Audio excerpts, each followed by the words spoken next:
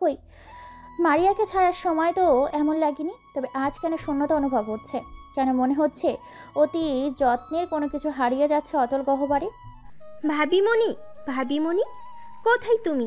দেখে যাও কি এনেছি তোমার জন্য। কই কই, দেখি দেখি, কি এনেছো দেখি। হুম, দেখো। ওহ গড, আইসক্রিম, মাই ফেভারিট। হুম, এর জন্যই তো এনেছি। তুমি খুশি হলেই আমি খুশি। ওলি আমার মুটুসি আমাকে কত ভালোবাসে রে। হুম, অনেক। আমিও এতগুলো বাসি। ওদের কথার মধ্যেই বাচ্চা মেয়েটি দৌড়ে এসে অভিমানী সুরে বলে, আর আমাকে কেউ ভালোবাসে না। বাচ্চা মেয়েটির গাল ফুলিয়ে থাকে। তখনই নিঝুম তাকে পরম স্নেহে বুকে আঁকলে নেয়। ফোলা ফোলা গাল দুটো আলতো টেনে দিয়ে আদ্রে কণ্ঠে বলে, কে বলেছে তোমাকে কেউ ভালোবাসে না? আমার মাম্মামটাকে তো আমি অনেক অনেক অনেক ভালোবাসি। I love you so much dear Tushimoni. I love you too mamma. নিঝুমের কথা শুনে তুষি অনেক আনন্দিত হয়ে যায়, ঝাঁপিয়ে পড়ে নিঝুমের বুকে। তখনই পাশ থেকে সোনালি মুখ খুলে। সোনালি হলো তুলসীর একমাত্র ফুপ্পি। তুলসী আসার আগেই নিঝুম আর সোনালির মধ্যে কথোপকথন চলছিল। আমি তো আমার তুষু রানীকে অনেক ভালোবাসি। তুষু রানী, এসো আমার কাছে। সোনালি হাত বাড়িয়ে ডাকে তুলসীকে। তুলসী নিঝুমের কাছ থেকে দৌড়ে সোনালির কাছে যায়। সোনালি ওকে দুগাল ভরে আলতো চুমু এঁকে দেয়। তখনই সিঁড়ি বেয়ে নেমে আসে তুলসীর বাবা সমর্পণ। সমর্পণ নিজের স্বভাব সুলভ ভঙ্গিতে ওদের দিকে এগিয়ে আস্তে আস্তে বলে, কি হচ্ছে এখানে? এত আদর ভালোবাসার বন্যা বয়ে চলেছে, শেষে তো দেখা যাবে আমার ভাগে কম পড়ছে। তুলসী ফের গাল ফোলায়। সোনালির পেট মুখ ঘষতে ঘষতে বলে, ফুপিয়া, দেখো না বাবা আবার আমায় হিংসে করছে। নিঝুম সোনালি সমর্পণ একে অপরের মুখ চাওয়াচাবি করে। অতঃপর সকলে একসঙ্গে হেসে ওঠে। তুলসীর অভিমান গাঢ় হয় ওদের এমন হাসতে দেখে। কোথায় মা আর ফুপ্পি বাবাকে আচ্ছা করে বকে দিবে, তা না করে হাসছে। তুলসী মন খারাপ করে দৌড়ে সিঁড়ির কাছে যায়। পেছন ফিরে এক পলক তাকিয়ে বলে, তোমরা সবাই ভীষণ পচা।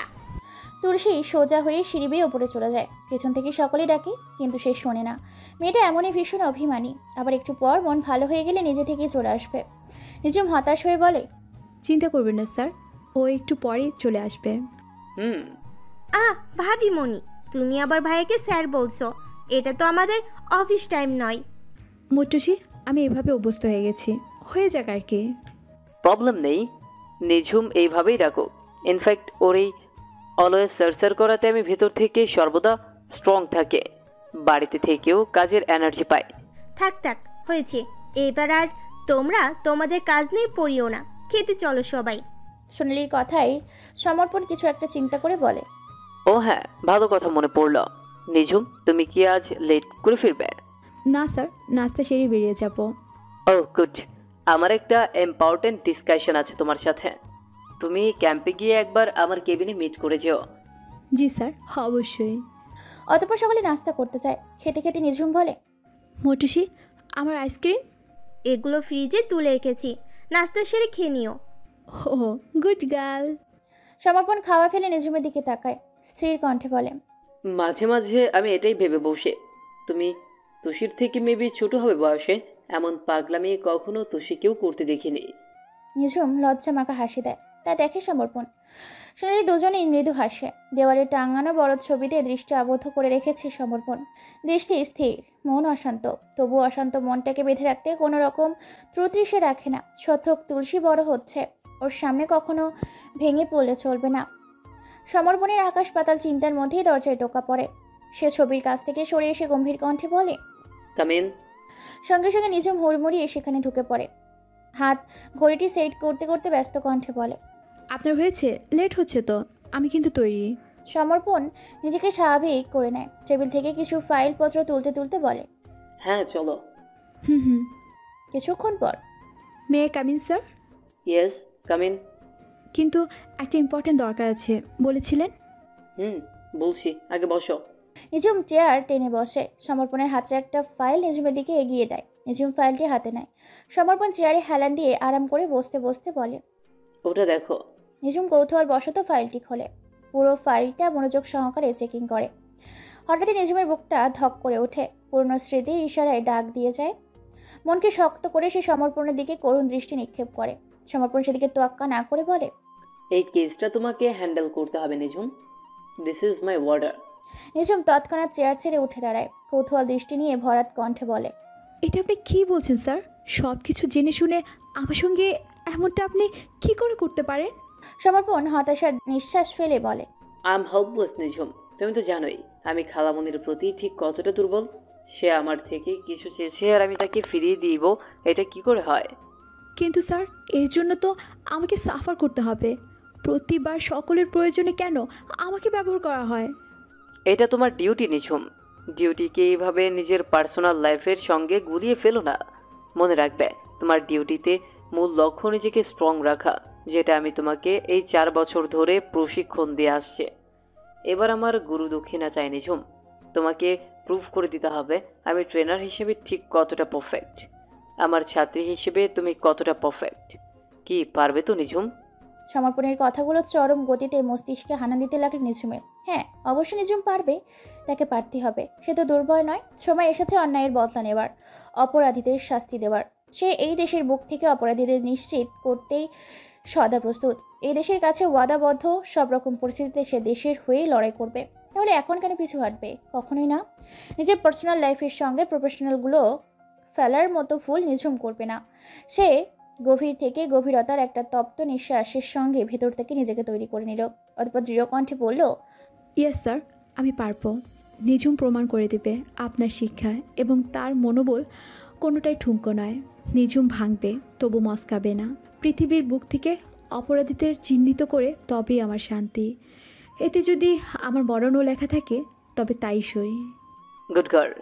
এমন মনোবলই তো তোমার থেকে গ্রহণযোগ্য।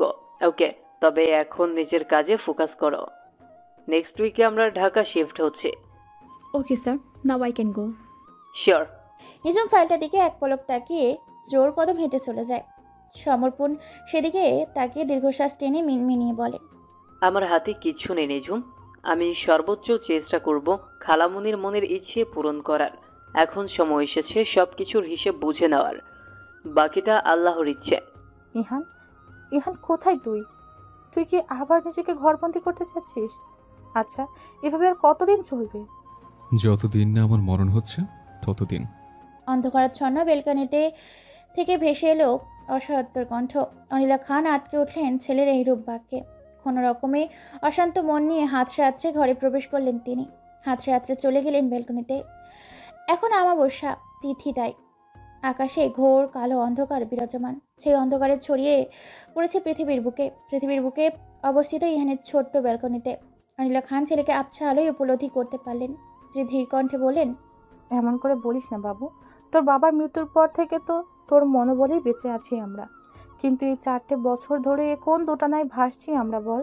তুই তো এখনো কিছু খোলসা করে বললেই না কখনো। পুলিশের চাকরিটাও ছেড়ে দিলি।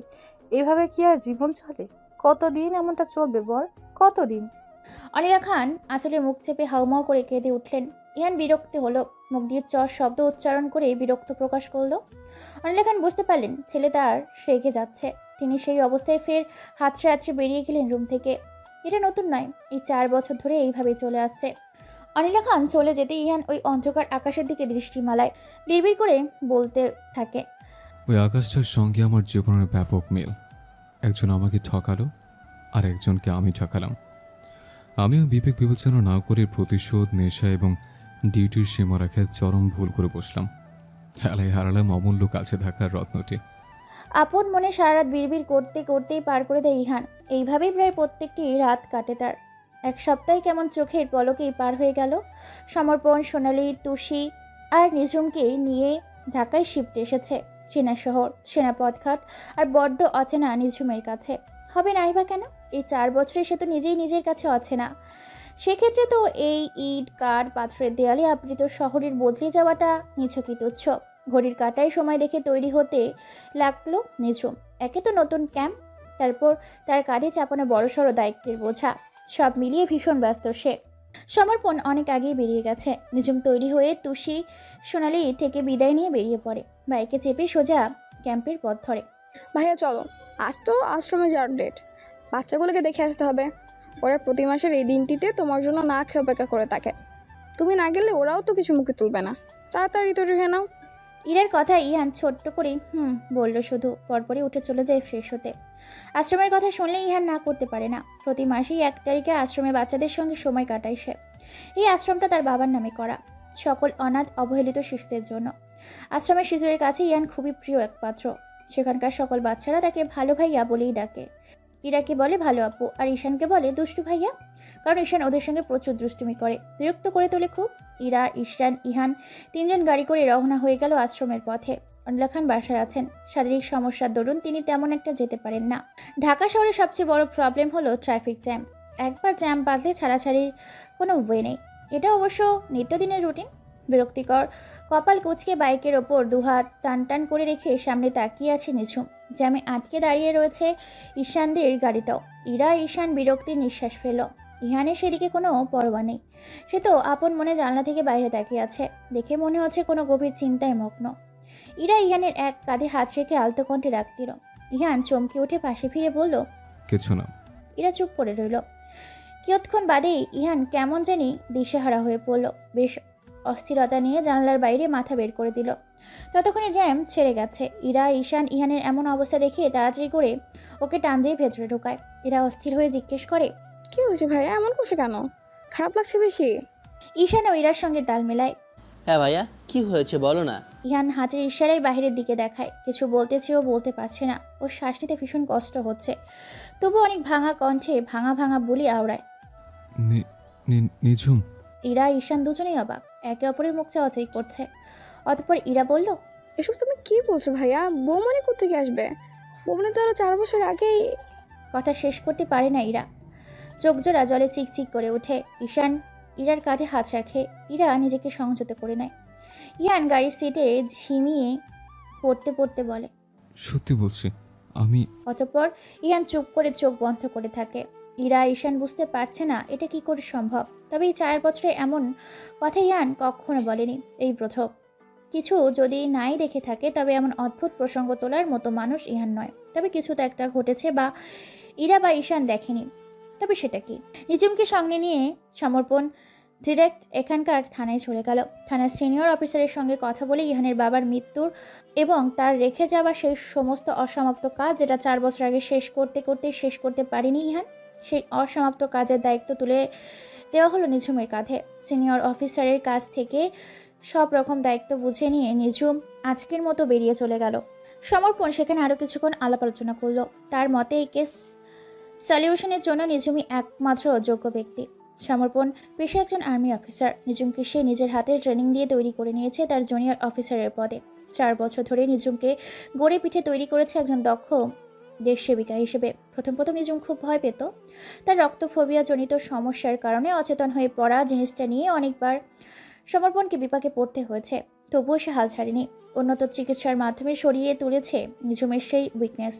নিঝুমের অতীত জানার পর থেকেই সমর্পণের তীব্র ইচ্ছা নিঝুমের নিজ হাতে তাকে অপরাধীদের শাস্তি দিক, দেশের বুকে নিজের নাম লেখাক। সেই জন্যই সে এই কেসের ভারটা নিঝুমের ওপর চাপিয়ে দিয়েছে। মূলত নিঝুম বা সমর্পণ কারোরই পুলিশের কেস হ্যান্ডেল করার কথা নয়। তবু এটা পার্সোনালি সমর্পণ অ্যারেঞ্জ করেছে। আশ্রমের আজ আর যাওয়া হলো না ইহানের শরীরের অবগতির জন্য গাড়ি ব্যাক করে বাড়িতে চলে এলো ওরা। অনিলা খান এসব কথা শুনে তেমন কোনো প্রতিক্রিয়া করলেন না।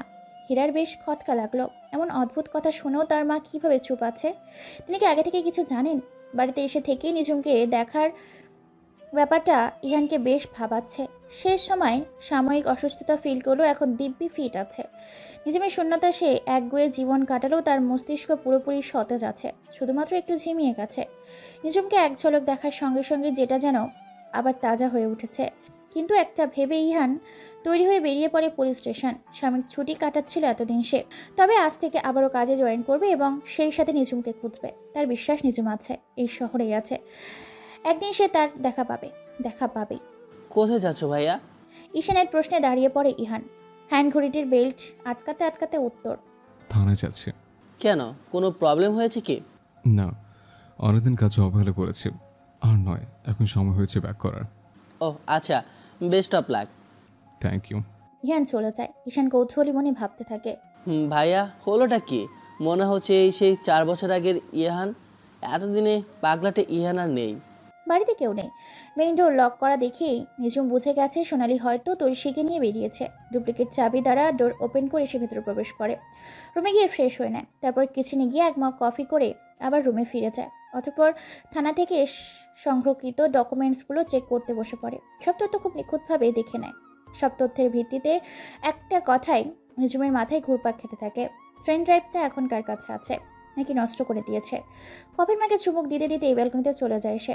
কিছুক্ষণ ভাবনা চিন্তার পরপরই তার মস্তিষ্কে প্রবলভাবে একটি কথা হানা দেয়।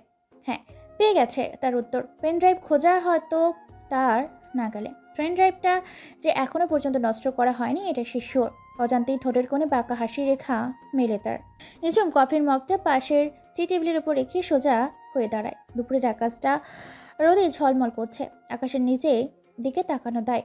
রোদের উত্তাপে চোখ যেন ঝলসে যাচ্ছে। নিঝুম চোখ বন্ধ করে নেয় তৎক্ষণাৎ। মনের মধ্যে কিছু স্মৃতি স্মরণ করে। দীর্ঘশ্বাস ফেলে মনে মনে আওড়ায়, কাচের গায়ে বৃষ্টি ফোঁটা, জীবন স্রোতে ভাসছে একা, জমানো অনেক মনের কথা, অভিমানে পড়ছে চাপা। Hey baby, you know that you are looking so pretty. ঈশানের কথা শুনে ড্যাব ড্যাব করে চেয়ে রইল তুষি। এত ভারী কথার মিনিং সে কিছুই বুঝল না।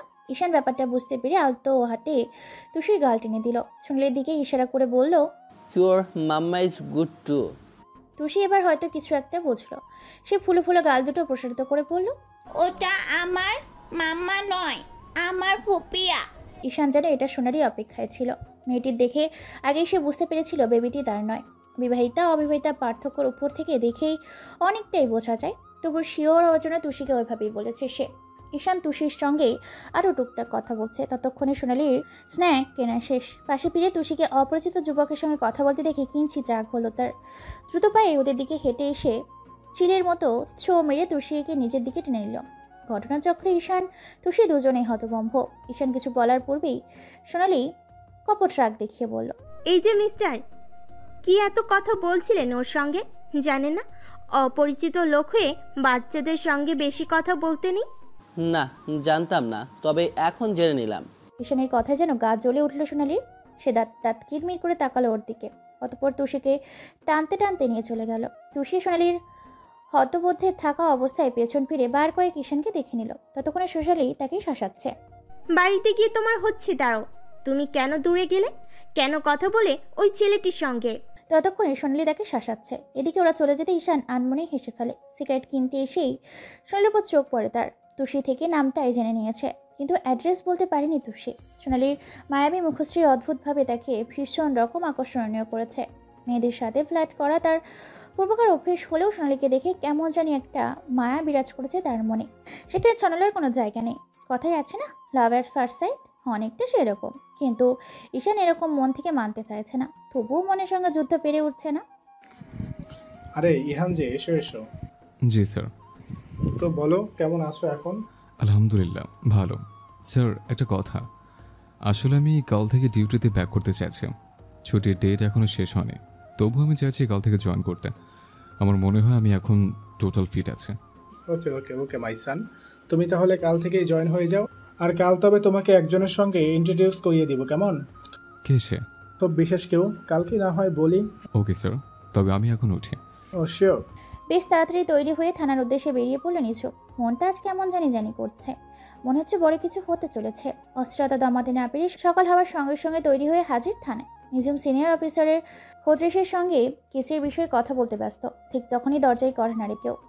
অফিসার খোরশেদ সেদিকে মনোযোগ দিয়েই বলেন, কাম ইন। তৎক্ষণাৎ ভেতরে প্রবেশ করে ইহান। ইহানকে দেখে খোরশেদ আনন্দিত কণ্ঠে বলেন, এসো এসো ইয়াংম্যান, গতকাল বলেছিলাম না তোমার সঙ্গে একজনকে ইন্ট্রোডিউস করিয়ে দিব? এই দেখো সে এসে গেছে। জি স্যার, আমি অতি আগ্রহী। ইহানের মন্তব্যে চমকে ওঠে নিঝুম। সে এতক্ষণে ইহানের উল্টো দিকে ঘুরেছিল, এখনো সেভাবেই আছে, যার ফলস্বরূপ এখনো কেউ কারোর মুখ দেখেনি। নিঝুম বুঝতে পারছে না এখন তার কি করা উচিত। পেছনের মানুষটা যে ইহানই এ বিষয়ে তার শতাধিক নিশ্চিত, কিন্তু কথা হলো ইহান তাকে দেখার পর ঠিক কিভাবে রিয়াক্ট করবে এটাই। ততক্ষণে অফিসার খোরশেদ ইহানকে চেয়ারের সিট নিতে বলল। ইহান বসে গেল নিঝুমের পাশের চেয়ারটি টেনে। নিঝুম এবার জড়সড় হয়ে বাম পাশে ফিরে বসলো। ইহান একটু অবাক হলো, এমন ব্যবহার সে আশা করছে না। পরপরই অফিসার খোরশেদ নিঝুমকে উদ্দেশ্য করে বলে, মিসেস নিঝুম, এই হলো মিস্টার ইহান। ইনার কথাই বলেছিলাম আপনাকে। আপনি তো ইহানের বাবার মৃত্যু রহস্যের তদন্তেই আসছেন বর্তমানে। নিঝুম নামটি শোনা মাত্র জ্বলে উঠল ইহানের অন্তর। এতক্ষণে খোরশেদের দিকে মনোযোগ দৃষ্টি দেওয়া চক্ষু যুগল এই অতি উদাসীনতায় চেয়ে আছে কিছুটা দূরত্বে বসে থাকা চেনার মতো অপরিচিত দিকে। ইহান অতি আগ্রহ নিয়ে চেয়ে আছে, কিন্তু নিঝুম সে তো ফিরতে চেয়েও পারছে না। এতগুলো বছর পর এই মানুষের মুখোমুখি হওয়া ও পুরোপুরি সহজ হলেও অন্তঃস্থল থেকে বিরাট কঠিন। নিঝুমকে ফিরতে না দেখে অফিসার খোরশেদ বলেন, মিসেস নিঝুম, এনিথিং রং? আপনি এমন করছেন কেন? নিঝুম ভেতর থেকে জোর শ্বাস টেনে নেয়, অতঃপর নিজেকে স্বাভাবিক রেখে শটান হয়ে দাঁড়িয়ে এদিকে হ্যান্ডশেকের জন্য হাত বাড়িয়ে দেয়। হ্যালো মিস্টার ইহান, আমি নিঝুম আহসান। ইহান যেন হাত এগোচ্ছে না, কর্নালি কাঁপছে ভীষণ, কিছু বলতে নিয়েও পারছে না। লেডিস শার্ট, লেডিস প্যান্ট, চোখে চশমা, হাতে ঘড়ি, চুলগুলো কার্লি করে উঁচু করে ছুটি করা, সামনের কিছু চুল কালার করা। এখন নিঝুম সব থেকে বড় কথা হল এতটা স্ট্রং পার্সোনালিটি কোথায় পেল সে? কিভাবে স্ট্রেক হয়ে কথা বলছে ইহানের সঙ্গে? কই, ইহান তো পারছে না, তবে সে কি করে পারছে? আচ্ছা, সে কি নিজেকে আহসান কেন বলছে? ইহানের সঙ্গে তো তার ডিভোর্স হয়নি, তবে তার তো নিঝুম খান হবার কথা, তাহলে আহসান কেন? এতগুলো বছর কোথায় ছিল সে? কিভাবে এত কিছু হলো? আনমনে ইহানকে ফের বাজিয়ে দেয় নিঝুম। কি এত ভাবছেন মিস্টার? আমি কিন্তু এবার অপমান বোধ করছি। বাই দ্য ওয়ে, আপনি কোনোভাবে আমার সঙ্গে হ্যান্ডশেক করতে অইচ্ছুক নয় তো? ওকে ডান, আমি উইথড্র করছি আমার হ্যান্ডশেক। তৎক্ষণাৎ নিঝুম হাত নামিয়ে নিতে গেলে ইহান তড়িঘড়ি করে নিঝুমের হাতে হাত মিলায়, অনুতপ্ত হয়ে বলে, সরি, আমি আসলে একটু অন্য মনস্ক ছিলাম। Again sorry. It's okay. Officer Khordesh এদের কর্মকাণ্ড দেখে হেসে কুটি। তিনি আবার অধীর রসায়ন সত্তার মানব। এদিকে হ্যান্ডশেক শেষে নিঝুম অফিসার খোরশেদকে উদ্দেশ্য করে বলে, স্যার, আমাকে এখন উঠতে হবে। আমি এই সাবজেক্টটা নিয়ে আগামীকাল কথা বলে নিব। এখন আপাতত ক্যাম্পে যেতে হবে, এখানে জরুরি কাজ আছে। খোরশেদ খুব স্বাচ্ছন্দ্যে নিঝুমকে বিদায়ের পারমিশন দিয়ে দিলেন। ইহান বেশ বুঝতে পারছে নিঝুম তাকে ইনডিরেক্টলি অপমান করতে চাচ্ছে, কিন্তু এখন তার কিচ্ছু করার নেই। তবে সেও আবরার খান ইহান, সব রহস্য বের করেই ছাড়বে। একমাত্র অনিলা খান ছাড়া আর কেউই আজকের ঘটনা জানায় না ইহান, কিন্তু অনিলা খান হ্যাঁ ছাড়া তেমন কোনো প্রতিক্রিয়া দেখায়নি। ইহান বেশ বিরক্তি নিয়ে সেখান থেকে প্রস্থান করে। এমন একটা সিরিয়াস মুহূর্তে তার মা কী করে এতটা স্বাভাবিক থাকতে পারে? Like seriously? ঘরে গিয়ে ফ্রেশ হয় না ইহান। মনটা অনেক দিন পর কিছুটা শান্ত হয়েছে। তা শুধুমাত্র নিঝুমের দর্শনের, আবার অস্থিরতাও বেড়েছে অনেক। নানা রকম প্রশ্নে মাথা চাড়া দিয়ে উঠেছে, কিন্তু উত্তর জানতে অনেক কাঠখড় পোয়াতে হবে নিশ্চিত। নিঝুমের কাছ থেকে ক্ষমা চেয়ে তাকে ফিরিয়ে আনতে হবে খান বাড়িতে। এত কঠিন কাজ তো আর এত সহজে সমাধান হবে না। বিছানায় এপাশ ওপাশ করছে ঈশান, মনটা আজ তার ভীষণ চঞ্চল। সবকিছু কেমন অস্থিরতায় পরিপূর্ণ লাগছে। ছুটে গিয়ে তার নাগাল পেতে মন চাচ্ছে। এই কেমন অনুভূতি?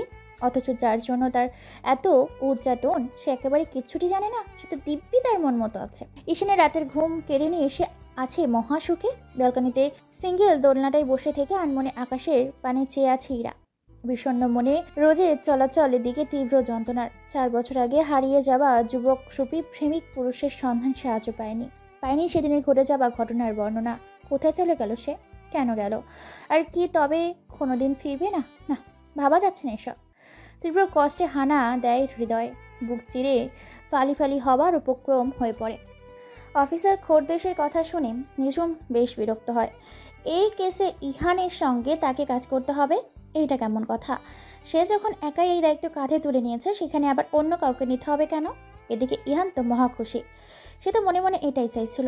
টুকটাক ডিসকাশন শেষ করে নিঝুম বেরিয়ে যায় থানা থেকে। ইহানও পিছু নেয় নিঝুমের। ঝুম। তীব্র আর্তনাদ মাখা কণ্ঠে থমকে দাঁড়ায় নিঝুম, পায়ে নিশ্চল গতি। পিছু ফেরে না, ফেরার প্রয়োজন মনে করছে না। তীব্র অগ্রাহ্য করতে চাইছে, কিন্তু ওই আর্তনাদ তো পুরোপুরি উপেক্ষা করার নয়। ঝুম এই নামে কেবল অদিতি ডাকে, আর আজ ইহান ডাকছে। এই দুজন ব্যক্তিত্বে সে চরম ঘৃণা করে। দুজনেই স্বার্থপর, তাকে চরমভাবে ঠকিয়েছে।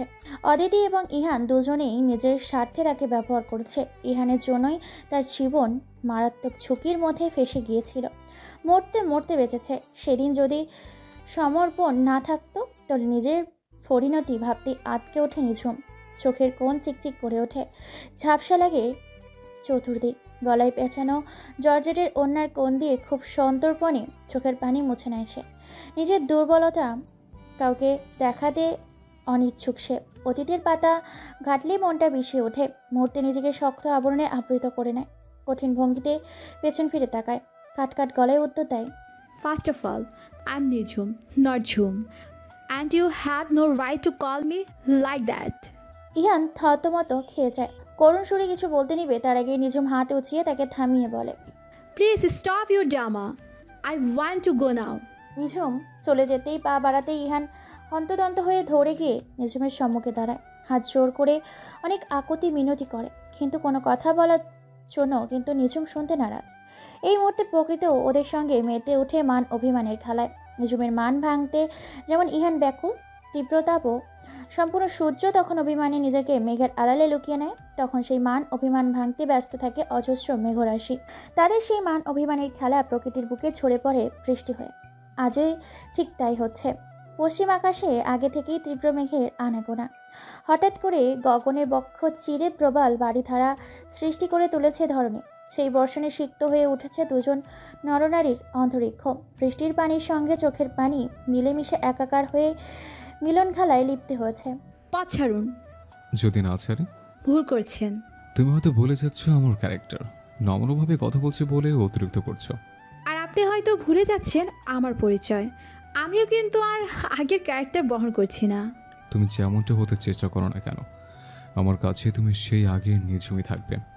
কারণ আমি তোমাকে খুব কাছ থেকে দেখেছি, খুব করে চিনি, খুব করে জানি।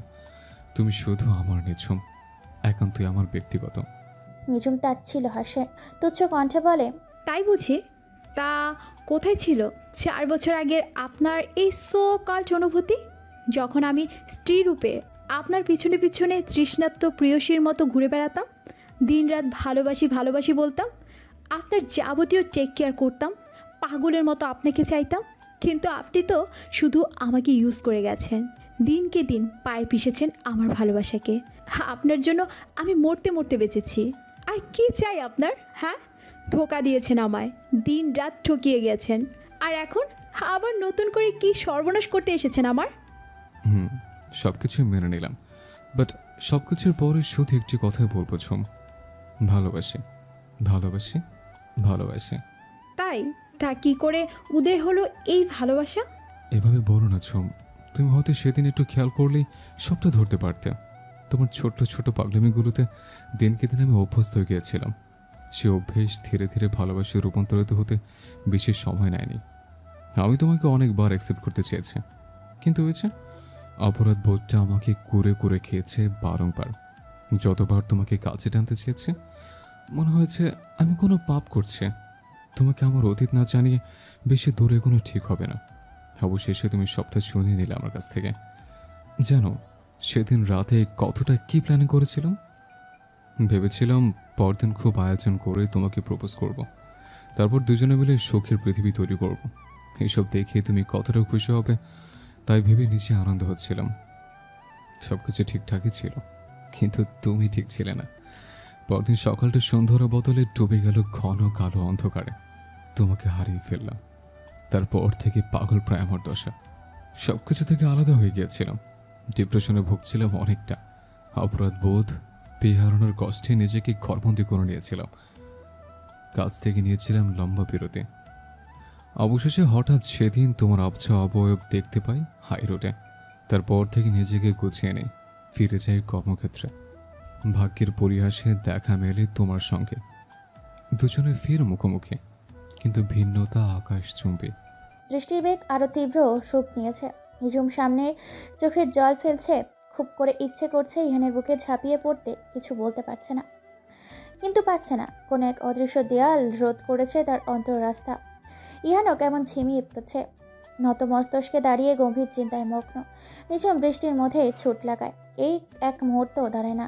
চোখ দিয়ে অজস্র জলরাশি উপচে পড়ছে তো পড়ছেই, থামার কোনো নাম নেই। ইহান হতাশ হয়, নিঝুম কিছু না বলেই চলে যাবে ভাবতে পারিনি। পেছন থেকে অনেক করুণ কণ্ঠে অনেকবারের মতো ডেকে বসে, ঝুম। নিঝুম থমকে দাঁড়ায়, বৃষ্টির শব্দের সঙ্গে তাল মিলিয়ে থমথমে কণ্ঠে আবৃত করে। কাচের গায়ে বৃষ্টি ফোঁটা, জলছবি আর আঁকে না, জমানো অনেক মনের কথা। থাক, তুমি তা বুঝবে না। অনেক দিয়েছ যন্ত্রণা মনে, এবার না হয় কিছু গ্রহণ করো সাদরে। পারো যদি করতে প্রমাণ, খুলবে তবে মনের দুয়ার। দেখাও দেখি কেমন পারো, মনের প্রাচীর তবে ভাঙো। এরপর থেকে বাড়ির উদ্দেশ্যে রওনা হয়েছে নিহান। তবে 4 বছর আগে যে বাড়ি থেকে বেরিয়েছিল, আজ সেখানে যাচ্ছেন না। আজ যাচ্ছে তার নিজের সৎ পথে, উপার্জিত অর্থে তৈরি ভবনে, যেটাকে কেন্দ্র করে সে বিগত 4 বছর ধরে নানা রকম স্বপ্নের জাল বুনেছে ভিনদেশ থেকে। আর সেই স্বপ্নের প্রতিটি ধাপ শুরু হয়েছে ইরাকে জড়িয়ে। হ্যাঁ, এই 4 বছর নিহান বিদেশে ছিল নিজের ক্যারিয়ার করতে। 4 বছর আগে ইরানের কথাগুলো সে তলিয়ে দেখেছে। অতঃপর তার ইরাকে নিজের করে পাওয়ার জন্য একটু স্যাক্রিফাইস করেছে মাত্র। এ কথা কেউ না জানলেও ইহান জানতো। ইয়ান যাওয়ার আগেই ইহানকে সবটা বলে গিয়েছিল। আজ সেই অপেক্ষার অবসান ঘটতে চলেছে। ইরাকে সে নিজের করে নেবেই। নিঝুম, আগামীকাল আমাদের একটা ইম্পর্টেন্ট ইনভাইটেশন আছে, তুমি তৈরি থেকো। এই ইনভাইটেশনে আমাদের অনেক জরুরি ক্লু পেতে পারি। সমর্পণের কথায় নিঝুম খাবার মুখে তুলতে তুলতে প্রশ্ন করে। ও তাই তো, কোথায় শুনি? আহসান মঞ্জিলে। নিঝুমের হাত থেকে কাঁটা চামচ পড়ে যায়, চেহারে বিষণ্ণতা স্পষ্ট। সমর্পণের খাওয়া শেষ, সে উঠে গিয়ে নিঝুমের কাঁধে হাত রাখে, কনফিডেন্সলি বলে, be strong and take care of yourself, will see something better in the future. Ahsan মঞ্জিলের সম্মুখে দাঁড়িয়ে আছে নিঝুম। 4 বছর পর আজ আবার সে তার নিজের বাড়িতে পদার্পণ করতে চলেছে, যে বাড়িতে কেটেছে তার শৈশব কৈশোর। জড়িয়ে আছে নানান রকম স্মৃতি, বাবা মা ভাই এর আদর স্নেহ শাসন। সমর্পণ এতক্ষণে কাঁচে গেট ওভারটেক করে বাড়ির ভেতর ঢুকে গেছে। নিঝুমকে পাশে না পেয়ে সে হতাশ হয়ে পেছনে তাকায়। হ্যাঁ, যা ভেবেছিল তাই। নিঝুম এখনও গাড়ির কাছেই দাঁড়িয়ে। সমর্পণ এগিয়ে যায়, নিঝুমের হাত ধরে টেনে নিয়ে আসে বাড়ির মধ্যে। নিঝুম চতুর্দিকে ঝোঁক বুলায়। বাড়িটার বেশ পরিবর্তন লক্ষণীয়, হবে নাই বা কেন? 4 বছর তো আর কম সময় নয়। গেটের দারোয়ানও চেঞ্জ করা হয়েছে। আগের দারোয়ান কাকা হলে তাকে এক দেখাতেই চিনে ফেলতো।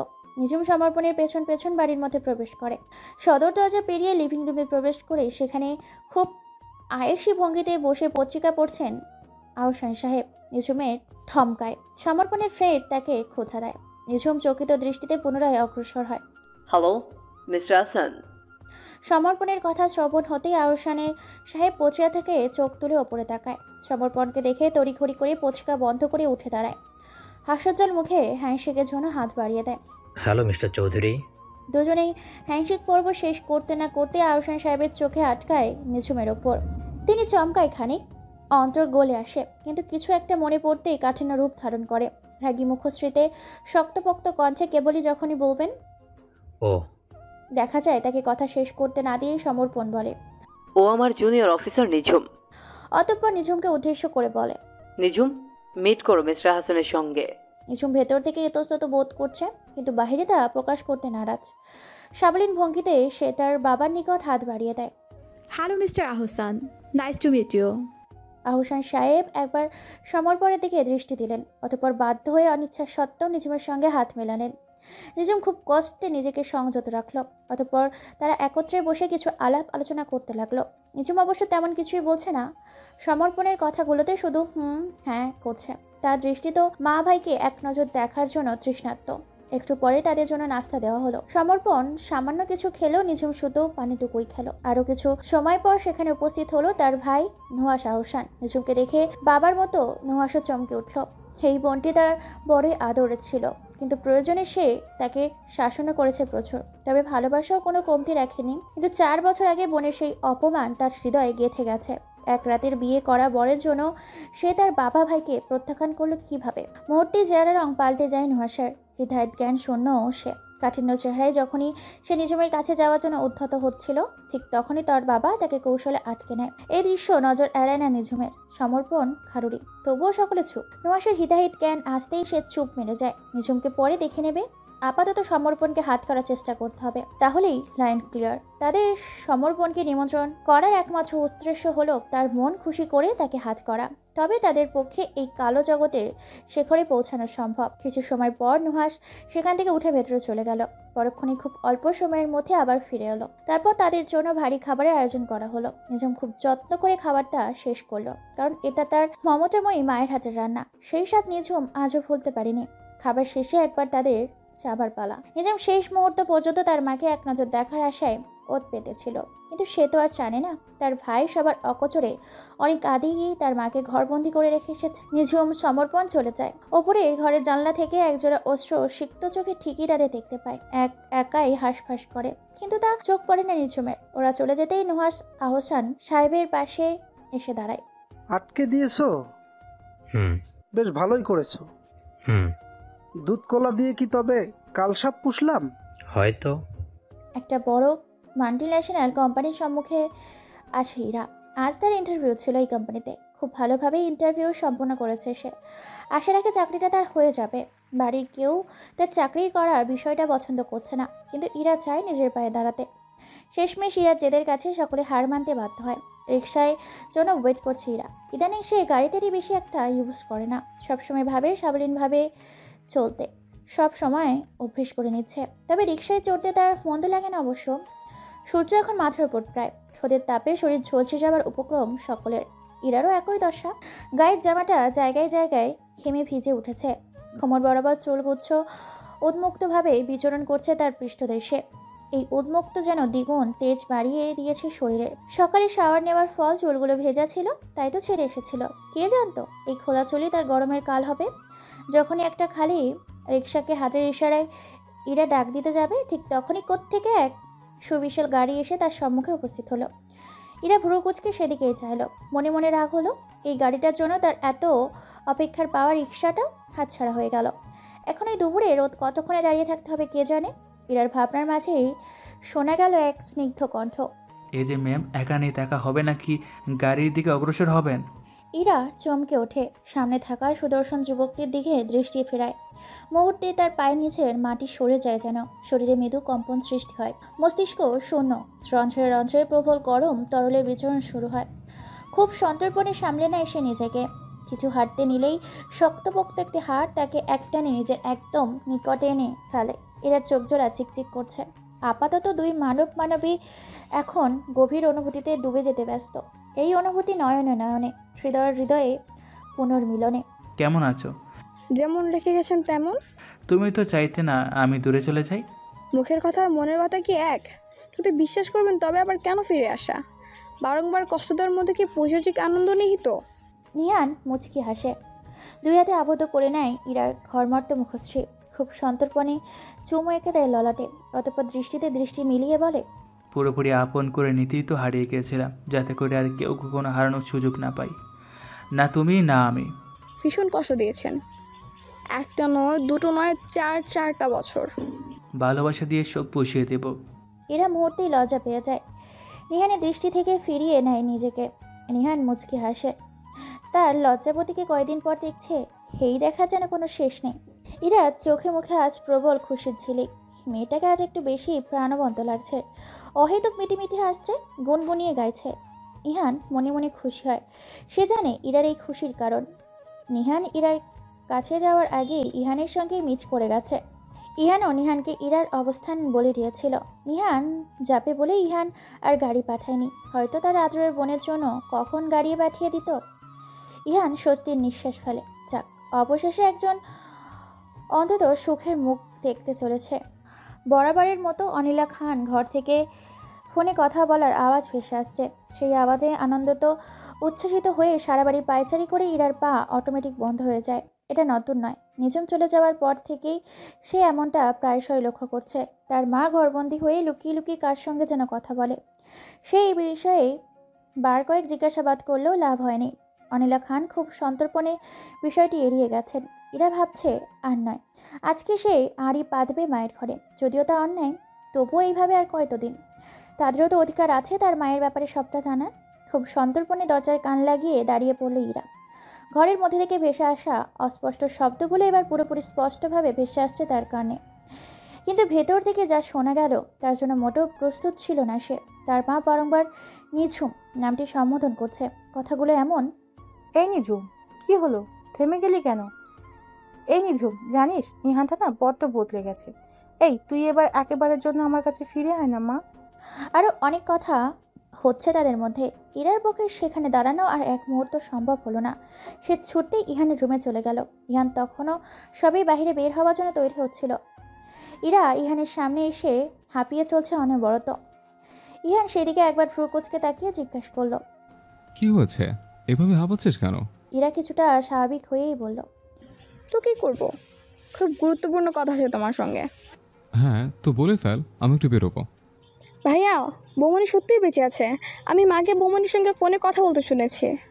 ইহান প্রথম কথাটা স্বাভাবিকভাবে নিলেও পরবর্তী কথাটা শুনে একটু থমকায়। তার মা সব জানে, কিন্তু কিভাবে? এর জন্য ইহান প্রথম সেদিন নিঝুমের কথাটি তার মাকে বলে সে কোনো প্রতিক্রিয়া করে না। আরে ভাইয়া কি ভাবতে বসলো? আচ্ছা, কি কথা বলছিল মা? অতঃপর ইরা সব কিছু খুলে বলে ইহানকে। আচ্ছা তুই যা, এটা নিয়ে আমি পরে কথা বলবো মায়ের সঙ্গে। ইহান ইরাকে আর কিছু বলতে না দিয়ে দ্রুত প্রায় বেরিয়ে যায়। আর ইরা ভাবতে থাকে, এত তরচাজা খবর পেয়েও ইহান কিভাবে এতটা স্বাভাবিক। ইহান বাড়িতে ফিরলেও অবশ্য এই বিষয়টাকে চেপে ধরবে ইরা। পার্কের বেঞ্চিতে হাস্যোজ্জ্বল মুখে বসে আছে সোনালি। তার থেকে কিছুটা দূরত্বে তুষি বাচ্চাদের সঙ্গে খেলায় মেতে আছে। সোনালি সেদিকে তাকিয়েই হাসছে। তুষিকে অন্যান্য বাচ্চাদের সঙ্গে এতটা খুশি দেখে তারও ভালো লাগছে। আকস্মাৎ এক পুরুষালী কণ্ঠস্বরে তার ঘোর কাটে, এই যে মিস, হাসলে কিন্তু আপনাকে দারুণ লাগে। সোনালি ভীষণ রেগে গেল। এটা তো সেই দিনে সেই ছেলেটা। তেজস্বী কণ্ঠে উত্তর দেয় সে, কি চাই? আপনাকে। ফ্ল্যাট করছেন? সত্যি বলছি। জানেন আমি কে? না বললে কি করে জানবো? আমার ভাইয়া সমরবন চৌধুরী একজন সিনিয়র আর্মি অফিসার, আর আমি তার একমাত্র বোন সোনালী চৌধুরী। সো বুঝতেই পারছেন আমার সঙ্গে ফ্ল্যাট করার শাস্তি কতটা ভয়ঙ্কর হতে পারে। এত কিছু ভাবার মতো সময় হয়নি ম্যাডাম, আর ভাবতেও চাই না। না ভাবতে চাইলেও ভাবুন, নয়তো পরবর্তীতে আমাকে বিরক্ত করলে একদম কারোতে ভরে দেব। সোনালি ধপ করে উঠে যায়। এক পলক ঈশানের দিকে তাকিয়ে হনহনিয়ে তুষির কাছে যায়। তুষির হাত ধরে টানতে টানতে চলে যায় পার্ক থেকে। তার এত সুন্দর মোটটাই ফালতু বানিয়ে দিল ওই অসভ্য ছেলেটা। চারপাশ এখন একদম অসহ্য লাগছে। এদিকে ঈশান, সে তো নিজের ধ্যানে মত্ত। সোনালি নামটি আপন মনে বারংবার আওড়িয়ে চলেছে। আশেপাশে কিছুতেই যেন ধ্যান নেই। তীব্র চিৎকারের শব্দে অসহ্য লাগছে নিহানের। মারিয়া এসেছে তার ফ্ল্যাটে। আদরের ছোট ভাই বাড়ি ছেড়ে অন্যত্র থাকবে এটা মেনে নিতে পারছে না সে। তবে এই সহজ কথাটি যেভাবে শান্তশিষ্ট শৃঙ্খলভাবে উপস্থাপন করা যেত, সেখানে তৈরি করেছে বিশৃঙ্খলা। এটাই তার কালচার। চিৎকার চেঁচামেচিতে অভ্যস্ত তারা। এইদিকে নিহান এক প্রকার বাধ্য হয়ে বোনের এরকম ব্যবহার গলধারকরণ করছে। নিহাতি বড় বোন, তার উপর নিহানকে অনেক স্নেহ করে, তাই নয়তো এর উচিত জবাব সে অনেক আগেই মারিয়াকে দিয়ে দিত। পরিবেশ ধৈর্যের বাঁধ ভেঙে গেলে নিহান মুখ খোলে, আপু তুমি এমন কেন করছো? তোমাদের ওই নরকপুরীতে থাকার বিন্দুমাত্র ইচ্ছা আমার নেই। সো এসব নিয়ে চিৎকার চেঁচামেচি না করাই ভদ্রভাবে বসো। মারিয়া ভাইয়ের দিকে অবাক হয়ে চেয়ে রইল। অবিশ্বাস্য কণ্ঠে বলল, তুই বলছিস আমাকে এসব কথা? তুই আমার নিহান তো, নাকি বিদেশে গিয়ে পাখনা গজিয়ে গেছে তাই আপুকে যা তা বলছিস? আপু তুমি ভুল বলছো, তেমন কিছুই নয়। আমি শুধু বোঝাতে চাই যে আমাকে আমার মতো থাকতে দাও তোমরা। আমি নিজের মতো করে বাঁচতে চাই, হালাল পথে রোজগার করে জীবনযাপন করতে চাই। কোনো অসৎ পথে অর্থ আমার চাই না। সারা জীবন খেয়ে পড়ে বড় হয়ে এখন তোর মনে হচ্ছে এসব অসৎ উপার্জন? তবে আরও আগে বেরিয়ে আসিসনি কেন? নাকি এখন নিজের ভবিষ্যৎ গড়ে নিয়ে সরে যেতে চাইছিস? আপু please stop talking your nonsense. তুমি ভালোভাবেই জানো আমি কেন এমনটা চাইছি। I need her. জানি। ও আই সি, এই জন্যই তুই এমনটা করছিস? ওই মেয়েটার জন্য, ওই ফালতু মেয়েটার জন্য? তুই কি করে পারছিস ভাই? নিহান এতক্ষণ খুব করে ধৈর্য ধরেছিল, কিন্তু আর পারল না। খুব করে তর্কাতর্কি চলল দুই ভাই বোনের মধ্যে। এক পর্যায়ে মারিয়া নিহানের গালে সজোরে চড় বসিয়ে দিয়ে রেগে মেগে বেরিয়ে গেল। নিহান কিছু বলল না, শুধু দীর্ঘশ্বাস ফেলল। তার খুব মায়ানকে দেখতে ইচ্ছে করছে, কিন্তু উপায় নেই। বড় ভাই তার উপর আরও দ্বিগুণ বেশি রেগে আছে। সামনে পেলে খুন করে দিবে। মারিয়া বর্তমানে কেমন অনুভূতি শূন্য, দিক বেদিক শূন্য। চতুর্দিকে কি হচ্ছে না হচ্ছে সেসব তার মাথায় নেই। তার আদরের ভাইটি তার কথা অমান্য করছে, তার সঙ্গে তর্কে লিপ্ত হয়েছে, বেয়াদবি করছে। এটাই চরমভাবে তার মস্তিষ্কে হানা দিচ্ছে। উত্তেজনায় গাড়ি টানছে হাই লেভেলে। অতর্কিতে ঘটে গেল এক অনাকাঙ্ক্ষিত ঘটনা। অসাবধানতায় তার গাড়ি গিয়ে পড়ল একটি গাছের গড়ির সম্মুখে। কোনো রকমে অ্যাক্সিডেন্ট হতে হতে বেঁচে যায়। অবশ্য অ্যাক্সিডেন্ট না হওয়ার সম্পূর্ণ ক্রেডিট বিপক্ষের গাড়িটির। মাথা চেপে গাড়ি থেকে বেরিয়ে আসে মারিয়া। প্রচণ্ড মাথা জ্বালা করছে তার। ইদানিং বেশি উত্তেজিত হয়ে পড়লেই এমনটা হয়। আকস্মাৎ চোখ তুলে ওপরে তাকাতেই সামনে ভেসে ওঠে দুটো সুপরিচিত মুখ। মুহূর্তেই ভ্রু কুঁচকে ফেলে সে। গুটি গুটি পায়ে এগিয়ে যায় তাদের সম্মুখে। ইহান বুকে হাত গুজে দাঁড়ায়। মারিয়া কোনো রকম ভনিতা ছাড়াই বলে, এখনো বেঁচে আছে দেখছি। ইহান কিছু বলার আগে নিঝুম কথা টেনে নিয়ে বলে, কই মাছের চার এত সহজে হজম হবে না? মারিয়া দাঁতে দাঁত চেপে ধরে ক্রোধিত কণ্ঠে বলে, হবে হবে, সময় হলে সব হবে। নিঝুম তার ছিল হাসে, বলে, অপেক্ষা থাকলাম। ইহান এদের মধ্যে নীরব দর্শকের ন্যায় পরিদর্শন করছে। মারিয়া রেগে মেগে চলে গেছে। যাওয়ার আগে নিঝুম তাকে সতর্কবার্তা স্বরূপ বলে দিয়েছে সাবধানে গাড়ি চালাতে। এটা শুনে সে দ্বিগুণ তেলে বেগুনে জ্বলে উঠেছে। ফলস্বরূপ আরও হাই স্পিডে গাড়ি টেনে চলে গেছে। এত কিছুর মধ্যে দিয়ে ইহান এতটুকু খুব ভালোভাবেই বুঝেছে যে ঝুম আর আগের মতো দুর্বল নেই। নিজের প্রোটেক্ট এখন সে নিজেই করতে পারে। সত্যি জীবন মানুষকে অনেক কিছুই শিক্ষা দেয়, ভেঙে চুরে নতুন করে গড়তে শেখায়। কিছু বলবি এরা? ইরা আমতা আমতা করছে। তার এই ভাইটিকে সে বেশি ভয় পায়। ইনিয়ে বিনিয়ে এসে কোনো রকমে বলল, আসলে আমার মনে আরও একটি প্রশ্ন উত্তর হয়েছে। সকাল থেকে এই প্রশ্নটি আমার অন্তরটা অস্থির করে তুলছে। তুমি কি দেবে তার জবাব? আচ্ছা বল, কি প্রশ্ন? সম্ভব হলে অবশ্যই উত্তর দেব। মায়ের মতো তুমিও কি কিছু লুকাচ্ছ ভাইয়া? এমন কেন মনে হচ্ছে? না মানে তুমি আগের দিন গাড়িতে বৌমনিকে দেখেনি কতটা অস্থির ছিলে, কিন্তু আজ এমন একটু খবর শোনার পরও নিশ্চুপ। ইয়ান তপ্ত শ্বাস ফেলল। শ্বাসরুদ্ধ কণ্ঠে এই কয়েকদিনে সকল ঘটনা খুলে বলল ইরাকে। ইরা বাকরুদ্ধ। এমন কিছু সে কল্পনা করতে পারেনি। খুশি হয়েছে ভীষণ, সেই সঙ্গে আবার চিন্তার সাপ তার মুখশ্রীতে স্পষ্ট। নিঝুমের এমন অ্যাটিটিউড সর্বদা বজায় থাকলে তার ভাইয়ের কাছে তাকে ফিরিয়ে আনবে কী করে? ভাইটা তো তার বড্ড বউ পাগল হয়ে উঠেছে। মুখে প্রকাশ না করলেও ভাইয়ের অস্থির চিত্ত তার চোখ এড়ায় না।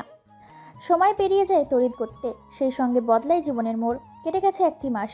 এই একটি মাসে তেমন কোনো পরিবর্তন লক্ষণীয় নয়। ইহান নিঝুম নিজেদের মধ্যকার ঝামেলা আপাতত স্থগিত রেখে নিজেদের কর্মক্ষেত্রে প্রবল সম্ভাবনা নিয়ে ছুটেছে। সোনালির সঙ্গে প্রায়শই অনাকাঙ্ক্ষিতভাবে ঈশানের দেখা হয়ে যায়। ঈশান প্রতিবারই তাকে হেনস্থা করতে উঠে পড়ে লেগে যায়। এদিকে সোনালি সেসব কাজে চরম বিরক্ত হয়ে ঈশানকে বেশ চড়া অপমানও করে দিয়েছে পাবলিক প্লেসে। তারপর থেকে আজ বেশ কিছুদিন ঈশানের কোনো দেখা সাক্ষাৎ নেই। সোনালি যেন এই কয়েকদিনের বিচ্ছেদে পিপাসার্থ হয়ে উঠেছে। ঈশানের প্রতি রাগটা যেন গলে জল হয়ে সেখানে অন্য কিছু উৎপত্তি হয়েছে। চোখজোড়া বারংবার তাকেই খুঁজছে। বেহায়া মন হাজার বারণ সত্ত্বেও অকারণে সেদিকেই ছুটছে। ইরা আর নিহান বেশ ভালোই আছে। নিহানের ওই পরিবার থেকে বেরিয়ে আসার পর ইরা আর তাকে প্রত্যাখ্যান করতে পারেনি। আর এই 4 বছরের প্রণয় বিরহ জিনিসটি সে খুব ভালোভাবেই উপলব্ধি করতে পেরেছে। তাই আর ইরাকে মারাতে নিহানের বেশি একটা কাঠখড় পোহাতে হয়নি। সব কিছুই ঠিকঠাক চলছিল, কিন্তু বিপত্তি বাজল একদিন, যেদিন নিঝুম হাতে ধরতে সক্ষম হলো মায়ানের পাচারকৃত অবৈধ অস্ত্র। এক ট্রাক অস্ত্র পুলিশের আন্ডারে সংরক্ষণ করা হলো। ট্রাকের ড্রাইভার, হেল্পার সহ আরও 3 জন উপস্থিত ছিল। তাদেরকে থানায় এনে উত্তম মাধ্যম দেওয়ার পর তারা স্বীকার করে নেয় যে এইসব কাজে মায়ান জড়িত। তারা সকলেই মায়ানের লোক। এ বাদে মায়ানেরও সকল অপকর্ম, গুপ্তস্থান আরও নানা রকম তথ্য তাদের থেকে উদ্ধার করে নেয় নিঝুম। সেগুলো কিছু ভিডিও ক্লিপ তৈরি করে মিডিয়ায় ছড়িয়ে দেয়। স্বনামধন্য ব্যবসায়ী মায়ান মির্জার নামে এত বড় কেলেঙ্কারি প্রমাণ হওয়ায় তোলপাড় হয়ে চলেছে টেলিভিশনের হেডলাইন। এমনতো অবস্থায় মারিয়া প্রচণ্ড ক্ষিপ্ত হয়ে পড়ে। নিঝুমের বিরুদ্ধে মাত্রাতিরিক্ত ভয়ঙ্কর স্টেপ নিতে চায়। ইহান এই বিষয়ে যথেষ্ট অবদান আছে, কারণ কাজটা ইহান নিঝুম দুজন মিলেই করেছে। কিন্তু মারিয়ার ক্ষোভ নিয়ে পড়েছে শুধুমাত্র নিঝুমের উপর। থানায় সাময়িক সময়ের জন্য আনা গেলেও পুরোপুরি আটকে রাখা হয়নি মারিয়াকে। শুধুমাত্র জবানবন্দি দিয়ে তাদের মতো স্বনামধন্য ব্যক্তিদের আটকে রাখা পসিবল নয়। সাময়িক সময়ের জন্য হাজিরা দিয়ে তারা আবার চলে গেছে। তাদের বিরুদ্ধে উপযুক্ত প্রমাণ সমেত অ্যারেস্ট ওয়ারেন্ট দিয়েছে উপরমহল। এখন এই সর্ব সমস্যার সমাধান ইহানের বাবার তৈরি করে রাখে যাওয়া প্রাণ ড্রাইভটি, যেখানে ভিডিও সমেত মায়ান মারিয়া নিজেদের মুখে নিজেদের অপকর্মের স্বীকারোক্তি আছে। কিন্তু সেটা এই মুহূর্তে কী করে পাবে নিঝুম? নিঝুম বেশ ভালো করেই বুঝতে পেরেছে ওটা তার বাবার নিকটই আছে, কিন্তু প্রমাণ ব্যতীত সেখানে গিয়েও কোনো লাভ হবে না। তার কাছে পাক্কা খবর আছে যে তার বাবা ওই পেন ড্রাইভটি ইহানের বাবার অ্যাক্সিডেন্টের সময় পর থেকে কৌশলে উদ্ধার করে নিজের কাছে রেখে দিয়েছে, এবং এই পেন ড্রাইভ দ্বারা মায়ানকে হেনস্থা করে মোটা টাকা আয়ত্ত করে নেয় ক্ষণে ক্ষণে। মারিয়া শত চেষ্টা পেন ড্রাইভটি উদ্ধার করতে সক্ষম হয়নি। শেষমেশ তারা বাধ্য হয়ে আহসান সাহেবকে নিজেদের দলে টানে। এসব খবর নিঝুম গুপ্তচর তারা জানতে পেরেছে। টিভির পর্দায় নিঝুমকে দেখে ঈশান ইরা এক প্রকার বায়না ধরে বসে তারা নিঝুমের সঙ্গে দেখা করবে। এই ব্যাপারে খুব এক্সাইটেড তারা। ইহান শেষমেশ বাধ্য হয়ে রাজি হয়ে যায়। ইহানের অগোচরে ঈশান আর ইরা প্ল্যান কষে কীভাবে নিঝুমকে আবার এই বাড়িতে ফিরিয়ে আনবে। এইসব কথা ইয়ানকে আগে বলে না, পরে যদি একদম না বলে দেয় তখন কি হবে এই ভয়ে। বিকেল নাগাদ ওদের নিয়ে রওনা হয় ইহান। নিঝুমকে সে বলেছে কেসের ব্যাপারে জরুরি কথা আছে, এই জন্য রয়্যাল কফি শপে মিট করে আসতে। এটা না বললে নিঝুম কোনোদিনে আসবে না, এটা সে খুব ভালোভাবেই জানে।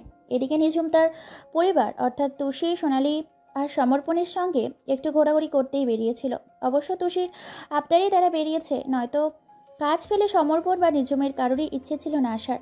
পথিমধ্যে ইয়ানের ফোন পেয়ে নিঝুম সমর্পণকে সবটা জানালে সে বলে তারা সকলেই ক্যাফেটেরিয়ায় যাবে, কফি টফি খেয়ে একসঙ্গে সকলে চলে আসবে। সেই ফাঁকে ওদের কাজটাও হয়ে যাবে। নিঝুমও এই বিষয়ে কোনো আপত্তি করেনি। সকলে মিলে রওনা হয়েছে কফি শপে। ইহান, ঈশান, ইরা তিনজনই কফি শপের মধ্যে ইতিমধ্যে পৌঁছে গেছে। ইহান 4টা শীর্ষ বিশিষ্ট একটা টেবিল বুক করে। তিনজন মিলে সিটে বসে পড়ে। তারা অন্য সিটে নিঝুমের জন্য রাখা। ঈশান, ইরা ভীষণ উৎসুক। ইহানের হাবভাব বোঝা দেয়। কিয়ৎক্ষণের মধ্যে সেখানে নিঝুম তার পরিবার নিয়ে উপস্থিত। আশেপাশে একটু চোখ ঘোরাতেই ইহানকে নজরে পড়ে তার। সেদিকে অগ্রসর হতেই আরও দুটো হাস্যোজ্জ্বল মুখ দৃশ্যমান হয় তার অক্ষিপটে। মুহূর্তেই হৃৎপিণ্ড কেঁপে ওঠে তার। ঈশান ছিল তার বন্ধু প্লাস ভাইয়ের মতো, আর ইরা ছোট বোন। এদিকে খুব বেশি স্নেহ করতো সে। এই 4 বছরে ভীষণ মিস করেছে তাদের। 4 বছর পর ওদেরকে চক্ষু সম্মুখে দেখে কি করা উচিত দিক বেদিক শূন্য সে। ইহানের দৃষ্টি অনুসরণ করে ঈশান, ইরা দুজনেই সেদিকে তাকায়। মুহূর্তেই তাদের চেহারার উচ্ছ্বাসিত ভাবটা আরও দ্বিগুণ বৃদ্ধি পায়। এরা তো দৌড়ে গিয়ে নিঝুমকে জাপটে ধরে। তীব্র আর্তনাদে ডেকে ওঠে, বৌমণি। নিঝুমের অন্তরে এগিয়ে লাগে এই ধ্বনি। ঈশানও ভীষণ খুশি তার চেহারায় তা প্রকাশিত। সেও চোখে চোখে অনেক কথা বলছে, কিন্তু মুখে কিছুই বলতে পারছে না।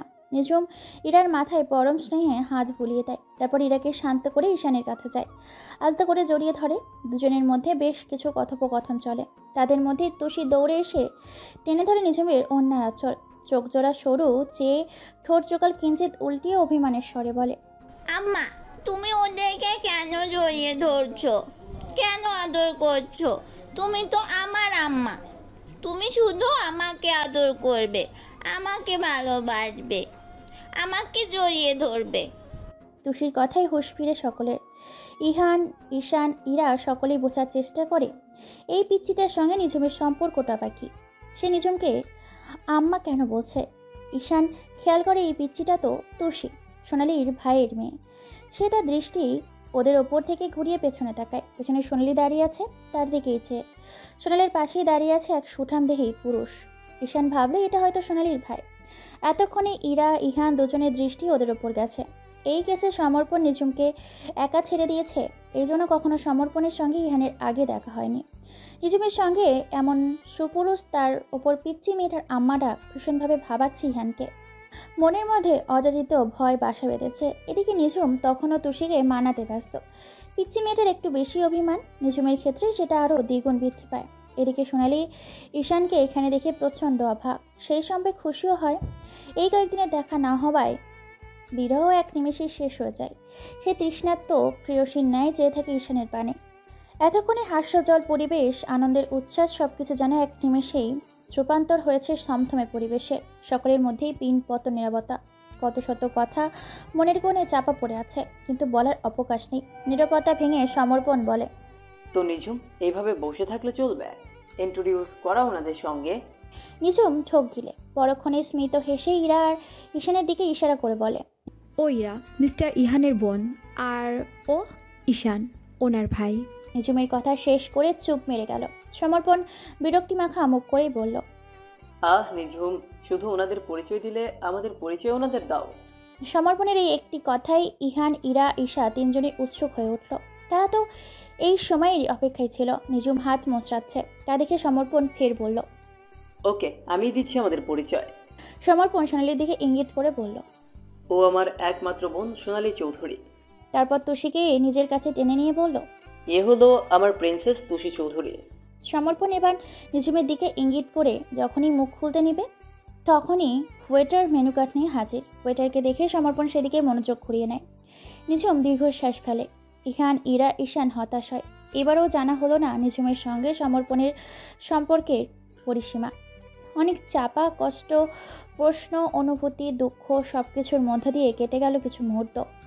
এবার নিঝুম বলল, তারা এখন উঠবে। এরা বাচ্চাদের কেঁদে দেয় অস্বাভাবিকভাবে। নিঝুমকে জড়িয়ে ধরে বাচ্চাদের মতো আবদার করে বলে, তুমি আমাদের সঙ্গে আমাদের বাসায় যাবে, তোমাকে আর আমি ছাড়ছি না। দেখা যায় এই কথা শুনে তুষি সশব্দে কেঁদে দেয়। কফি শপের অনেকেই তাদের দিকে তাকিয়ে আছে। ব্যাপারটা একটু অসহ্যকর। পরিস্থিতি সামাল দিতে ঈশান জোরপূর্বক ইরাকে নিঝুমের থেকে ছাড়িয়ে নেয়। ইহান তখনও নীরব দর্শক। অবশেষে ইহান দ্রুত সেখান থেকে বেরিয়ে গেল। তার পক্ষে আর এক দণ্ড দাঁড়ানো সম্ভব হলো না। যাবার আগে ঈশানকে কড়া আদেশ দিয়ে গেল ইরাকে নিয়ে দ্রুত গাড়িতে ফিরতে। সে অপেক্ষা করছে। ঈশান অনেক কষ্টে ইরাকে সেখান থেকে নিয়ে যেতে সক্ষম হলো। নিঝুম মূর্তির ন্যায় দাঁড়িয়ে আছে। সোনালি, সমর্পণ এগিয়ে যায় তার নিকট। তুষি নিঝুমের কোল ঘেঁষে দাঁড়িয়ে নাক টানছে। সোনালি নিঝুমকে জড়িয়ে ধরে কাতর কণ্ঠে বলে, সব ঠিক হয়ে যাবে ভাবিমণি, তুমি কষ্ট পেও না। সমর্পণ নিঝুমের মাথায় হাত বুলিয়ে দেয়। নিঝুম সোনালিকে জড়িয়ে ধরেই ডুকরে কেঁদে ওঠে। মায়ের কান্না দেখে তুষিও আবার কাঁদতে শুরু করে। রেস্টুরেন্টে সোনালি বেশ কিছুবার নিঝুমকে ভাবিমণি বলে ডেকেছে। এই ব্যাপারটা চোখ এড়ায়নি ইহানের। শুধু ইহান নয়, ঈশান, ইরার নজরও পড়েছে। সকলের মানেই অজানা আশঙ্কা ডানা মেলেছে। ইহানের মনটা সহসা অস্থির হয়ে উঠেছে। দিকপতিক শূন্য মনে হচ্ছে। মস্তিষ্ক ফাঁকা ফাঁকা লাগছে। রন্ধ্রে রন্ধ্রে তীব্র যন্ত্রণার সঞ্চার হচ্ছে। নিঝুমের কণ্ঠ শোনার তীব্র বাসনা জাগছে তার অন্তরে। ঘড়ির কাঁটায় এখন রাত 12টা বেজে গেছে 19 মিনিট। এত রাতে কি নিঝুমকে বিরক্ত করা ঠিক হবে? ও হয়তো এখন ঘুমিয়ে আছে। 7-5 ভাবতে ভাবতেই ইহান নিঝুমের নাম্বারে ডায়াল করে ফেলল। কাজের সূত্রে নিঝুমের নাম্বার ইহানের কাছে থাকলেও এই কয়েকদিনে কখনো দরকার ছাড়া কোনো ফোন করেনি ইহান। কিন্তু আজ আর নিজেকে বেহায়া মনকে সামলাতে অক্ষম হলো। এত রাতে ইহানের ফোন পেয়ে নিঝুম কিঞ্চিত চিন্তিত হয়ে পড়ল। মনে মনে ভাবলো, এত রাতে কেন ফোন দিল? কোনো বিপদ হয়নি তো? নিঝুম চট জলদি ফোনটা রিসিভ করে নিল। উদ্বিগ্ন কণ্ঠে শুধালো, কি হয়েছে? খারাপ কিছু কি? আপনি ঠিক আছেন তো? ইহান অথরে স্মিত হাসি টেনে পড়ল। এখনো তুমি আমাকে নিয়ে চিন্তা হয়? নিঝুম আকস্মাৎ হতভম্ব হয়ে পড়ল। নিজের কর্মে নিজেই হতবাক সে। কোনো রকম হামতামতা করে বলল, না, একদমই না। ইহান তখনও হেসে চলেছে। যেখানে নিঝুমের কণ্ঠে স্পষ্ট চিন্তার ছাপ, সেখানে মুখের কথায় কি বা আসে যায়। ইহান দমে গেল না। রসিকতার ছড়ে বলল, তাহলে তো প্রশ্ন করা কেন? নিঝুম ঠোঁট কামড়ে বলল, এত রাতে ফোন দিলে এসব বলা স্বাভাবিক নয় কি? ইহান আনমনেই উত্তর দিল, হয়তো স্বাভাবিক নয়তো নয়।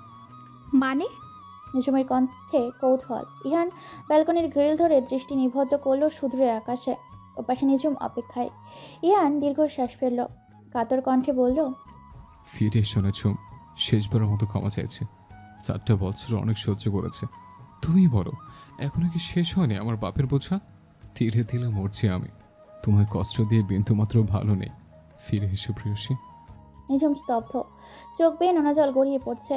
ঠোঁট কামড়ের শব্দ আটকে রেখেছে। ইহানের কাছে সে কিছুতেই নিজেকে উপস্থাপন করতে চায় না। নিঝুম নিজেকে যথাসম্ভব শক্ত করে কাঠিন্য স্বরেই বলল, আর কখনো এসব বাজে টপিক নিয়ে ফোন করবেন না। মনে রাখবেন, কাজ ব্যতীত আপনার সঙ্গে আমার কোনো সম্পর্ক নেই। ইহান হতাশ হয়। কণ্ঠ খাদে নামিয়ে রিনরিনিয়ে হঠাৎ প্রশ্ন করে বসে, তোমার সঙ্গে বাচ্চা মেয়েটার কিসের সম্পর্ক? ও কেন তুমি আম্মা বলে? মিস্টার সমর্পণের বোন কেন তোমায় ভাবি মনে বলে রাখছে? মিস্টার সমর্পণ কি হয় তোমার ঝুম? নিঝুম এইসব প্রশ্নে ধাক্কা খায়, বিচলিত হয়ে পড়ে। কি বলবে না বলবে ভেবে না পেয়ে খট করেই কলটা কেটে দেয়। থপ করে বিছানায় বসে পড়ে। চোখের পানি মুছে নিয়ে আনমনেই বলল, একদিন আমিও এমন কষ্ট সহ্য করেছি মিস্টার খান। কাছে থেকেও ছুতে না পারার কষ্ট। আজ আপনার মনে কি চলছে আমিও তা বুঝতে পারছি। শত হলো। আপনি আমার একমাত্র ভালোবাসার মানুষ, আমার 3 কবুল বলে বিয়ে করা স্বামী। তবুও দেখুন না ভাগ্যের কি নির্মম পরিহাস। আপনার করা কয়েকটা ভুলের জন্য আজ আমরা একে অপরের থেকে কতটা দূরে অবস্থান করছি। আপনাকে আমি ভালোবাসি আর সারা জীবন বাসবো, কিন্তু কখনো ধরা দেব না। আপনি আমাকে সেই দিনই ফিরে পাবেন যেই দিন প্রকৃত অর্থে প্রমাণ দিতে পারবেন আমি আপনার কে। সেই দিন ভালোবাসার পরীক্ষা, যেই দিন আমি মনে করব আপনি জীবনের এই কঠিন পরীক্ষায় পাশ করতে পেরেছেন, ঠিক সেই দিনই আমি আবার আপনার ঘরে আপনার সঙ্গে আপনার বধূরূপে ফিরে যাব, তার আগে নয়। তার মানে ওই লোকটাই ভাবিমণির হাজবেন্ড আর ওনারাই ভাবিমণির পরিবার? সমর্পণ মাথা ঝাঁকায়। কিন্তু ওনাকে দেখে তো এমন মনে হয় না, তাকে তো খুব বিচক্ষণ পুরুষ বলেই মনে হয়। সবাইকে কি আর বাহির থেকে দেখে বোঝা যায়? তা অবশ্য ঠিক, কিন্তু তবুও এখন অবশ্য আগের মতো নেই। নিঝুমকে হারিয়ে বেশ বুঝতে পেরেছি ভুলটা তার ছিল। আসলে আমরা মানুষেরা দাঁত থাকতে দাঁতের মর্ম বুঝি না। আশা করছি খুব শীঘ্রই ওদের কষ্টের দিন শেষ হবে। সমর্পণ কিছু একটা ভাবতে বসে। আকস্মাৎ সোনালি বলে ওঠে, আচ্ছা ভাইয়া, সব কিছু যদি ঠিক হয়ে যায় তবে কি ভাবিমণি আমাদের ছেড়ে চলে যাবে? সমর্পণ বোনের মুখের দিকে তাকায়। কি বলবে বুঝতে পারছে না। বোনের কথায় মর্মার্থ খুব ভালোভাবেই তার কাছে প্রকাশ্য, কিন্তু সে তো নিরুপায়। নিঝুম যেতে চাইলে সে তো বাধা দিতে পারবে না। আচ্ছা, নিঝুম চলে গেলে তুষির কি হবে? তুষি কি করে মাকে ছাড়া বাঁচবে? সমর্পণ শঙ্কিত দৃষ্টিতে চোখ মিলিয়ে কান্নারত কণ্ঠে সোনালীকে বলে, একজনকে হারিয়ে আরেকজনকে আঁকড়ে ধরে বেঁচে আছি আমরা। এবার সেও যদি চলে যায় তাহলে তো বাঁচা দুষ্কর। সোনালি এক ছুটেই চলে যায়। চোখের অবাধ্য পানিগুলো লুকাতে হবে তো। সমর্পণ নীরব দর্শকের ন্যায় চেয়ে চেয়ে দেখে বোনের চলে যাবা। তার যে দেখা ছাড়া আর কিছুই করার নেই। সেই রাতের পর থেকে নিঝুম বেশ দোটানায় ভুগছে। সত্ত্বেও নিজের ভালোবাসার মানুষ, নিজের স্বামীর মুখ থেকে অমন আকুতি অনুরোধ শুনে কোনো স্ত্রী আর ভালো থাকতে পারে না। তার মন প্রতি মুহূর্তে চাইছে ইহানের কাছে ছুটে চলে যেতে, কিন্তু বিবেক বাধা দিচ্ছে, অভিমান বাদ সাধছে। তবুও ক্ষীণ ইচ্ছা নিয়ে বেঁচে আছে। ইহান যদি একবার নিজেকে প্রমাণ করতে পারে তাহলে আর নিঝুম পিছু ফিরে তাকাবে না, অতীত ভুলে ইহানকে মেনে নেবে। কিন্তু তুষির কি হবে তখন? আর সেই বা তুষিকে ছেড়ে কিভাবে থাকবে?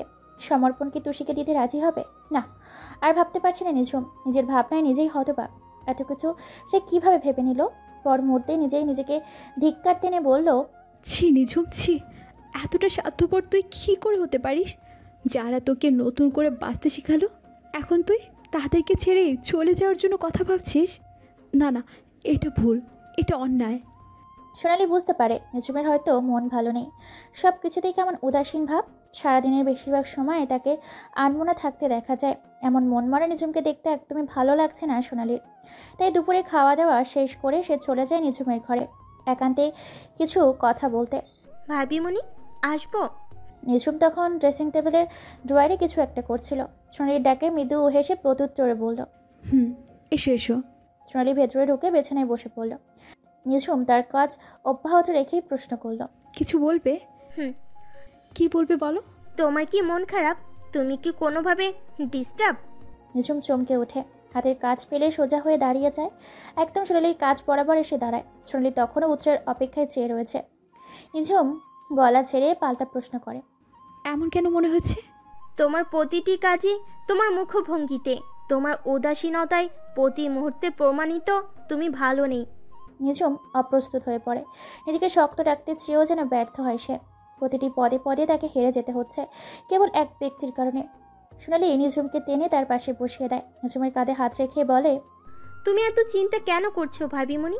আল্লাহ আমাদের যার কপালে যা লিখেছেন তা অবশ্যই কোনো না কোনোভাবে প্রতিফলিত হবে। সুতরাং এত চিন্তা ভাবনা করে কি হবে?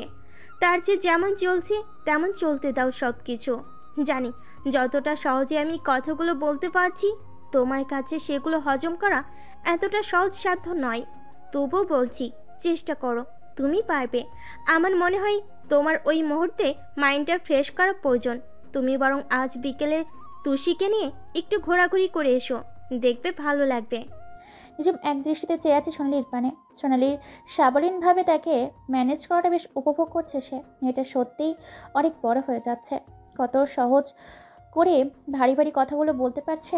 নিজুম সোনালির চিপুকে হাত রাখে, রসিকতার ছলে বলে, খুব বড় হয়ে গেছো দেখছি, বিয়ে দিতে হবে তো। বিয়ের কথা শুনতেই কিঞ্চিত দমে যায় সোনালি, বুকের মধ্যে চাপা কষ্ট অনুভব হয়। আচ্ছা, তার কপালে কি আদৌ বিয়ে নামক শব্দটির কোনো ভ্যালু আছে? তার মন প্রাণ যার জন্য উদাসীন, সে তো তার ধরাছোঁয়ার বাইরে। ঈশানের সঙ্গে তার কোনোদিনই মিলবে না, এটা সে খুব ভালো করেই জানে। তার উপর ঈশানের পরিচয় পাওয়ার পর থেকে সে তো একেবারে মস্তিষ্কে গেঁথে নিয়েছে যে ঈশান তার জন্য নিষিদ্ধ, একেবারে নিষিদ্ধ। নিঝুম কষ্ট পায় এমন কোনো কাজ সে কখনো করবে না। তাই তো সেদিন কফি শপ থেকে ফেরার পর ঈশানের নাম্বার থেকে অগণিত ফোন কল আসার পরেও সে একটি কলও রিসিভ করেনি। এমনকি নিজের মনের কোণে সদ্য জন্ম নেওয়া লুকায়িত অনুভূতিগুলোকেও দুমড়ে মুচড়ে শেষ করে দেওয়ার চেষ্টায় আছে। সোনালিকে আনমনা থাকতে দেখে নিঝুম বলল, কি হলো? মেয়ের বিয়ের কথা বলতে এক্ষুনি ভাবতে বসলে নাকি নিজের প্রেমিক পুরুষকে নিয়ে? সোনালি নিঝুমের কথায় বাস্তবে ফিরে আসে। মনের কষ্ট মনে লুকিয়ে রেখেই সে লজ্জা পাওয়ার ভাব ধরে বলে, আরে ভাবি মনি, কি যে বলো না। আচ্ছা, আমি আসছি এখন। সোনালি দৌড়ে বেরিয়ে যায়। নিঝুম সেদিকে তাকে হেসে ফেলে। তার ধারণা সোনালি হয়তো লজ্জা পেয়েছে, কিন্তু সে তো আর জানে না মেয়েটা নিজের মনে কত বড় কষ্ট লুকিয়ে রেখে হাসি মুখে ঘুরছে। তুষিকে নিয়ে বেশ ভালোই কাটছে আজকের বিকেলটা নিঝুমের। এই তুষিকে সে একদম পিচ্চি বয়স থেকে অনুভব করছে, মাতৃ স্নেহে বড় করে তুলেছে। তুষি নিঝুমের রন্ধ্রে রন্ধ্রে মিশে আছে। কে বলেছে জন্ম না দিলে মা হওয়া যায় না? একদম ভুল বলেছে, জন্ম না দিলেও মা হওয়া যায়। নিঝুম তার জলযন্ত্র প্রমাণ। তুষি যখন আধো আধো বুড়িতে প্রথম নিঝুমকে আম্মা বলে ডেকেছিল, সেদিন নিঝুমের মনে হয়েছিল এই মেয়ে তার বেঁচে থাকার একমাত্র অবলম্বন। মারিয়ার কবল থেকে মুক্তি পেয়ে 4 বছর আগে যখন সে বেঁচে থাকার ন্যূনতম ইচ্ছেটুকু খুঁজে পাচ্ছিল না, ঠিক তখনই সমর্পণ তার কোলে তুলে দেয় মাসখানেকের জন্ম নেওয়া পিচ্চি তুষিকে। ধীরে ধীরে সমর্পণ নিঝুমকে উপহার দেয় নতুন নতুন একটা জীবন, সুন্দর একটা পরিবার, সেই সঙ্গে শেখায় নিজের পায়ে দাঁড়াতে, নিজের ক্ষমতা দ্বারা দেশকে রক্ষা করতে। আম্মা, আইসক্রিম খাবো। তুষির ডাকে ধ্যান ভাঙে নিঝুমের। অতীত থেকে বেরিয়ে মিষ্টি এসে চুমু খায় মেয়ের কপালে, আদুরে কণ্ঠে বলে, মামুনি, আইসক্রিম খেলে ঠান্ডা লেগে যাবে তো, বাবা বকবে খুব। তুষি জেদ ধরে বসে, না না না, আমি আইসক্রিম খাবো মানে খাবোই। নিঝুম অনেক বুঝিয়েও কোনো লাভ হয় না, তুষি নাচর বান্দা। অবশেষে নিঝুম রাজি হতে বাধ্য হয়। যেহেতু তারও আইসক্রিম ফেভারিট, সেও তো একটু তো দুর্বলতা থাকবেই। নিঝুম আশেপাশে চোখ বুলিয়ে রাস্তার অপোজিটে একটা আইসক্রিম পাল্লা চোখে পড়েছে। তুষিকে বলে তার সঙ্গে যেতে, কিন্তু তুষি যায় না। অনেকক্ষণ যাবৎ ঘোরাঘুরি করার ফল ছোট্ট পা দুটো ব্যথা হয়ে উঠেছে। নিঝুম আর জোর করে না, ড্রাইভারের সঙ্গে তুষিকে গাড়িতে বসিয়ে রেখে এসে যায় আইসক্রিম আনতে। দোকান ভিড় থাকায় বেশ কিছুটা সময় লেগে যায় নিঝুমের ফিরতে। দুহাতে দুটো আইসক্রিম নিয়ে বেশ হাস্যজ্জ্বল মুখে ফিরে আসলো সে। কিন্তু কে জানতো তার এই হাসি স্থায়ী তো ছিল ক্ষণকালের। নিঝুম গাড়ির দরজা খুলে সিটে বসতে বসতে বলল, এই নাও মামুনি, তোমার আইসক্রিম। আইসক্রিমটা এগিয়ে সামনে তাকাতেই বেশ চমকে উঠল। তুষি নেই, কোথাও নেই। নিঝুমের গলা শুকিয়ে এলো অজানা আশঙ্কায়। সে দ্রুত ড্রাইভারের সিটে নজর পুরালো। মুহূর্তে নিঝুম হিতাহিত জ্ঞান শূন্য হয়ে পড়ল। ড্রাইভার অস্বাভাবিকভাবে সিটে ঝুলে আছে, গলা দিয়ে ফিনকি দিয়ে রক্ত ঝরছে, চোখ উল্টে আছে, চেহারা ফ্যাকাশে। নিঝুমের হাত থেকে আপনা আপনি আইসক্রিম দুটো পড়ে গেল।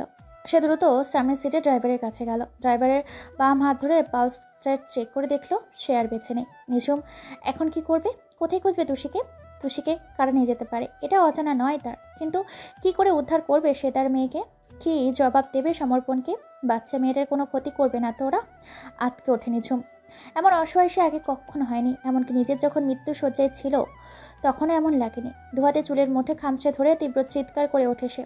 সব কিছু শেষ করে দিতে ইচ্ছে হচ্ছে এই মুহূর্তে তার, নয়তো নিজেই শেষ হয়ে যাচ্ছে। মায়ান বেশ বিরক্ত। সেই সন্ধ্যা থেকে বাচ্চা মেয়েটার প্যান প্যান শুনতে শুনতে তার কান ঝালাপালা। সে ক্রুদ্ধ কণ্ঠে বলল, মারিয়া, এটাকে এখান থেকে সরা, আমার চোখের সামনে যেন আর না পড়ে। মাথা খারাপ করে দিল। চিন্তা করো না ভাইয়া, ব্যবস্থা করে ফেলেছি, আর কিছুক্ষণ মাত্র। আর তারপর দেখব ওই অফিসার আর নিঝুম কি করে একে উদ্ধার করে। তিলে তিলে শেষ করব সবাইকে, যেমনটা আমি হচ্ছি তেমনই। সমর্পণ স্ট্যাচু হয়ে বসে আছে, সোনালির সামনে কেঁদে চলেছে। কাঁদতে কাঁদতে হেঁচকে উঠে গেছে মেয়েটার। আর নিঝুম, সে তো নেই। সে ছুটেছে তার মেয়েকে রক্ষা করতে। নিঝুমের কাছে ফোন এসেছিল, তুষিকে মুক্ত করতে হলে তাকে একান্তে এক জায়গায় যেতে হবে এবং সেই সঙ্গে মারিয়াদের বিরুদ্ধে তৈরিকৃত পেনড্রাইভটি ওদের হাতে তুলে দিতে হবে। নিঝুম বিনা বাক্যে রাজি হয়ে যায় ওদের শর্তে। সমর্পণ নিঝুমের সঙ্গে যেতে চেয়েছিল, কিন্তু তাতে সমস্যা আরও বাড়বে, কারণ নিঝুমের ওপর নজরদারি চলছে। বাধ্য হয়ে নিঝুমকে একাই ছাড়তে হয় সমর্পণের। এখন শুধু অপেক্ষা আর হতাশা ছাড়া তাদের হাতে আর কিছুই করার নেই। এদিকে মারিয়া ইহানকে ফোন করে বলে দিয়েছে তাদের কীর্তিকলাপের কথা। সব শুনে প্রচণ্ড রেগে গেছে সে। মারিয়াকে ফোনের মধ্যে ভয়ঙ্কর কিছু গালি দিয়ে দেখা যায় ওপাশ থেকে শুধু অট্টহাসির আওয়াজ শোনা যায়। পুরো খানবাড়ি চিন্তিত। এই সেই আস্তানা যেখানে 4 বছর আগে নিঝুমকে আনা হয়েছিল। সেদিন কোনো রকমের প্রাণ নিয়ে ফিরেছিল নিঝুম এখান থেকে, কিন্তু আজ কি সে পারবে তুষিকে সুস্থ সবলভাবে সমর্পণের হাতে তুলে দিতে? নিজেকে নিয়ে বিন্দুমাত্র চিন্তা নেই, শুধু তুষিকে ঘিরে তার যত টেনশন। আস্তানার সম্মুখে পৌঁছাতেই সদরদার আপনা আপনি ঘুরে গেল। নিঝুম ঝিরি পায়ে ভেতর প্রবেশ করলো। কিছু দূর যেতেই থপ করে অন্ধকারে আচ্ছাদিত রুমটি আলোকিত হয়ে উঠল। নিঝুম আশেপাশে চোখ বুলিয়ে তাকে ধীরে চারিদিকে অনেক সেনা সামন্ত, এরা সবাই মারিয়ার লোক। এখান থেকে 2 জন এসে নিঝুমের পুরো বডি সার্চ করে গেল, যাতে গোপনীয় কোনো অস্ত্র না থাকে সেজন্য। অতঃপর নিঝুমকে তারা 2 জন ধরে একটা রুমের মধ্যে ঢোকালো। সেখানে যেতেই মারিয়া মায়নের সম্মুখে পড়ল সে। নিঝুম শান্ত দৃষ্টিতে চেয়ে বলল, আমার মেয়ে কোথায়? মারিয়া বাঁকা এসে নিচে নেমে এলো, একদম নিঝুমের কাছে এসে দাঁড়ালো। অতঃপর অষ্টহাসিতে মেতে উঠল। নিঝুমের রাগ হলো ভীষণ, তবুও নিজেকে দামিয়ে রেখে শান্ত কণ্ঠে বলল, এমন অসভ্যর মতো না হেসে আমার মেয়েকে এনে দাও। মারিয়া যেন মজা পেল নিঝুমের কথায়। সে আর দ্বিগুণ শব্দে হাসতে লাগলো। অবশেষে নিজেকে স্বাভাবিক করে বলতে লাগলো, আগে আমার পেন ড্রাইভ। নিঝুম পেন ড্রাইভটি পকেট থেকে বের করে মারিয়ার হাতে তুলে দিল। মারিয়া সেটাকে মায়ানের হাতে দিল। মায়ান পেন ড্রাইভটি ওপেন করে দেখে নিল সবটা ঠিকঠাক আছে কিনা। সব কিছু ঠিকঠাক আছে দেখে মায়ান মারিয়াকে ইশারা করে তুষিকে দিয়ে দিতে। এই পুচকির ঘ্যান সে চরম বিরক্ত, কিন্তু মারিয়ার মনে অন্য স্বাদ জাগলো। সে তুষিকে ছেড়ে দিল, কিন্তু নিঝুমকে আটকে রেখে নিঝুমকে একটা চেয়ারে শক্ত করে বেঁধে দিল মোটা রশি দিয়ে। তুষিকে ড্রাইভারের সাহায্যে বাড়িতে পাঠিয়ে দিল। তুষি নিঝুমকে এমন অবস্থায় দেখে ভীষণ কেঁদেছে। নিঝুমও চেয়েছে ভয়ে একটুখানি হয়ে যাবা মেয়ের মুখে আলতো করে চুমু এঁকে দিয়ে তাকে বুকে জড়িয়ে নিতে, কিন্তু তার সম্ভব হতে দেয়নি মারিয়া। তুষিকে পাঠিয়ে দেওয়ার পরপরই উদয় হয় সেখানে তার আরও 2টি মুখ। তার আর কেউ নয়, নিঝুমের বাবা আর ভাই। তাদের এখানে দেখে নিঝুম ভেতর থেকে আরও বেশি আহত হয়। তাদের এখানে দেখবে আশা করেনি সে, কারণ গত 2 দিন আগে খুব বিচক্ষণতার সঙ্গে পেনড্রাইভটি ওদের থেকে উদ্ধার করে এনেছে। এর পুরোটা ক্রেডিটই অবশ্য সমর্পণই দিতে হয়, কারণ বুদ্ধিটা সমর্পণেরই ছিল। জারওয়ানকে ঘুষ খাইয়ে রাতের আধারে নিজের বাড়ি থেকেই পেনড্রাইভটা চুরি করে আনে নিঝুম। এই একটা চুরি অনেক দেশকে রক্ষা করতে সক্ষম হতো, যদি না ব্যাপারটা অন্যরকম হতো। নিঝুম ভেবেছিল এই পেনড্রাইভটা হারানোর পর আহসান সাহেবের সঙ্গে মায়ান মারিয়া দ্রুত বাড়বে, কিন্তু না, সে ভুল ছিল। তারপর তারা একত্রে চক্রান্ত করে তুষিকে আটক করে। তারপর নিঝুমের থেকে পেনড্রাইভ নিয়ে এখন নিঝুমকেই আটক করে। নিঝুম এবার ধরেই নিয়েছে এই পৃথিবীতে তার যাত্রা মাত্র কয়েকক্ষণে। তুষিকে ফিরে পেয়ে যতটা না আনন্দিত হয়েছিল চৌধুরী আর খান পরিবার, নিঝুমের আটকের খবর শুনে তার চেয়ে চরম মাত্রায় দুঃখিত হয় তারা। ইহান সমর্পণ এবারে আর চুপ থাকতে পারল না। দুজনে একত্রে রওনা হলো নিঝুমকে খোঁজার উদ্দেশ্যে। এই পুরো আস্তানা সম্পর্কে সমর্পণ আগে থেকেই অবগত ছিল, কারণ 4 বছর আগে নিঝুমের সঙ্গে ঘটে যাওয়া ঘটনার শুরু তো এখান থেকে হয়েছিল। নিঝুমের আটকের খবর জানতে পারে তারা তুষির কাছ থেকে। বাচ্চা মেয়েটা মায়ের সান্নিধ্য পাওয়ার জন্য মরিয়া হয়ে উঠেছে। সোনালি ইরা ওকে সামলাতে ব্যস্ত। ঈশান হন্তদন্ত হয়ে পায়চারি করছে। অনিলা খান মনোজারে কান্না করছে নিঝুমের সুস্থতা কামনায়। যতই শক্তিশালী হোক না কেন, একা একটা মেয়ের পক্ষে কতক্ষণই শতাধিক লোকের সঙ্গে পেরে ওঠা সম্ভব নয়। আর যদি থাকে সেটা পুরো পরিকল্পিত। নিঝুম একদম স্ট্রিক হয়ে বসে আছে, মনোবল একটুও টলেনি। কিন্তু গায়ের জোর কতক্ষণই বা থাকে। ইলেকট্রনিক শক খেয়ে প্রায় অবস্থা নাজেহাল, তবুও তার বাহির থেকে শক্ত থাকার প্রবল চেষ্টা চালিয়ে যাচ্ছে। আহসান সাহেব এবং নুহাস নিঝুমের এই অবস্থা পরিস্থিতি দেখে কষ্ট পেলেও তাদের হাতে কিচ্ছুটি নেই। তারা এখন কেবলই মারিয়ার হাতের পুতুল। এতদিন ওরা মারিয়া ও মায়ানকে যেভাবে নাচিয়েছে, ঠিক সেইভাবে আর একটা পেন ড্রাইভের দ্বারা ওরা ওদেরকে নাচাচ্ছে। যেই পেন ড্রাইভে আছে আহসান সাহেবের মারিয়াদের ব্ল্যাকমেল করে টাকা নেওয়ার রেকর্ড। তাই অনিচ্ছা সত্ত্বেও তারা বাধ্য হয়ে এখানে উপস্থিত হয়েছে। আর মারিয়া ইচ্ছে করে নিঝুমকে কষ্ট দিচ্ছে, এদেরকে এখানে এনেছে। নিঝুম তখন প্রায় অনেকটাই ঝিমিয়ে পড়েছে। তৎক্ষণাৎ ভেতরে প্রবেশ করে ইহান আর সমর্পণ। তাদের হাতে রিভলভার, বাইরে পুলিশ ফোর্স, সাথে আর্মি। সব রকম প্রোটেকশন নিয়েই তারা এসেছে। ওদের থেকে মায়ান কিছুটা ভয় পেয়ে যায়, তবুও নিজেকে বাহিরকে স্বাভাবিক রাখার চেষ্টা চালিয়ে যায়। মারিয়া ওদের সেনা সৈন্যদের ইশারা করলো ইহান ও সমর্পণের উপর ঝাঁপিয়ে পড়তে, কিন্তু দেখা যায় ওরা আসার আগেই বাহির থেকে ফোর্সদের সমর্পণ ডেকে নেয় ভেতরে। শুরু হয়ে যায় তুমুল সংঘর্ষ। এক পর্যায়ে মারিয়া মায়ানকে আটক করতে সক্ষম হয় তারা। মিস্টার আহসান এবং নুহাসকেও আটক করেন তারা। কিন্তু বিপত্তি বাজে যখন ইহান সমর্পণ অন্য মনস্ক হয়ে নিজুমকে খুলতে যায়, তখন আকস্মাৎ একটা ছুরি এসে লাগে। এমার্জেন্সিতে ট্রিটমেন্ট চলছে সমর্পণের। আঘাতের শেষ গুরুতর। পুলিশের হাতে আটক হবার পরই মারিয়া ছলচাতুরি করে যাওয়ার আগে নিজুমের দিকে শেষ টার্গেট করেছিল, কিন্তু সমর্পণ সেটা লক্ষ্য করে নিজুমকে আগলে নিজে পিঠ দিয়ে দাঁড়িয়ে যায়। ফলস্বরূপ ছুরির আঘাতে তৎক্ষণাৎ ক্ষতবিক্ষত হয় তার পৃষ্ঠদেশ। সেই মুহূর্তে ইহান আর নিজুম তাকে নিয়ে হসপিটালে অ্যাডমিট করে। খানবাড়ির সকলে উপস্থিত হসপিটালে, সেই সঙ্গে তুষি, সোনালিও আছে। তুষি তেমন কিছুই বুঝতে পারছে না, সে শুধু নিজুমের বুকের ওপর খামটি মেরে পড়ে আছে। নিজুমকে বেঁচে রাখায় সেই দৃশ্য তার ছোট্ট মনটিতে গভীর রেখাপাত সৃষ্টি করেছে। যার দরুন সে কোনো মতেই তার মাকে ছাড়তে চাইছে না, কিন্তু সকলের থমথমে মুখ থেকে কান্নার আওয়াজ ভয় পাচ্ছে তার ছোট্ট মস্তিষ্ক। সোনালি অঝরে কেঁদে চলেছে, যেটা ঈশানের পক্ষে মেনে নেওয়া একদমই সম্ভব হচ্ছে না। কিন্তু সব কথার বড় কথা হলো অনিলা খান অস্বাভাবিকভাবে কাঁদছে। এটা নিয়ে ইরা, ঈশান, ইহান সকলেই বেশ চিন্তিত।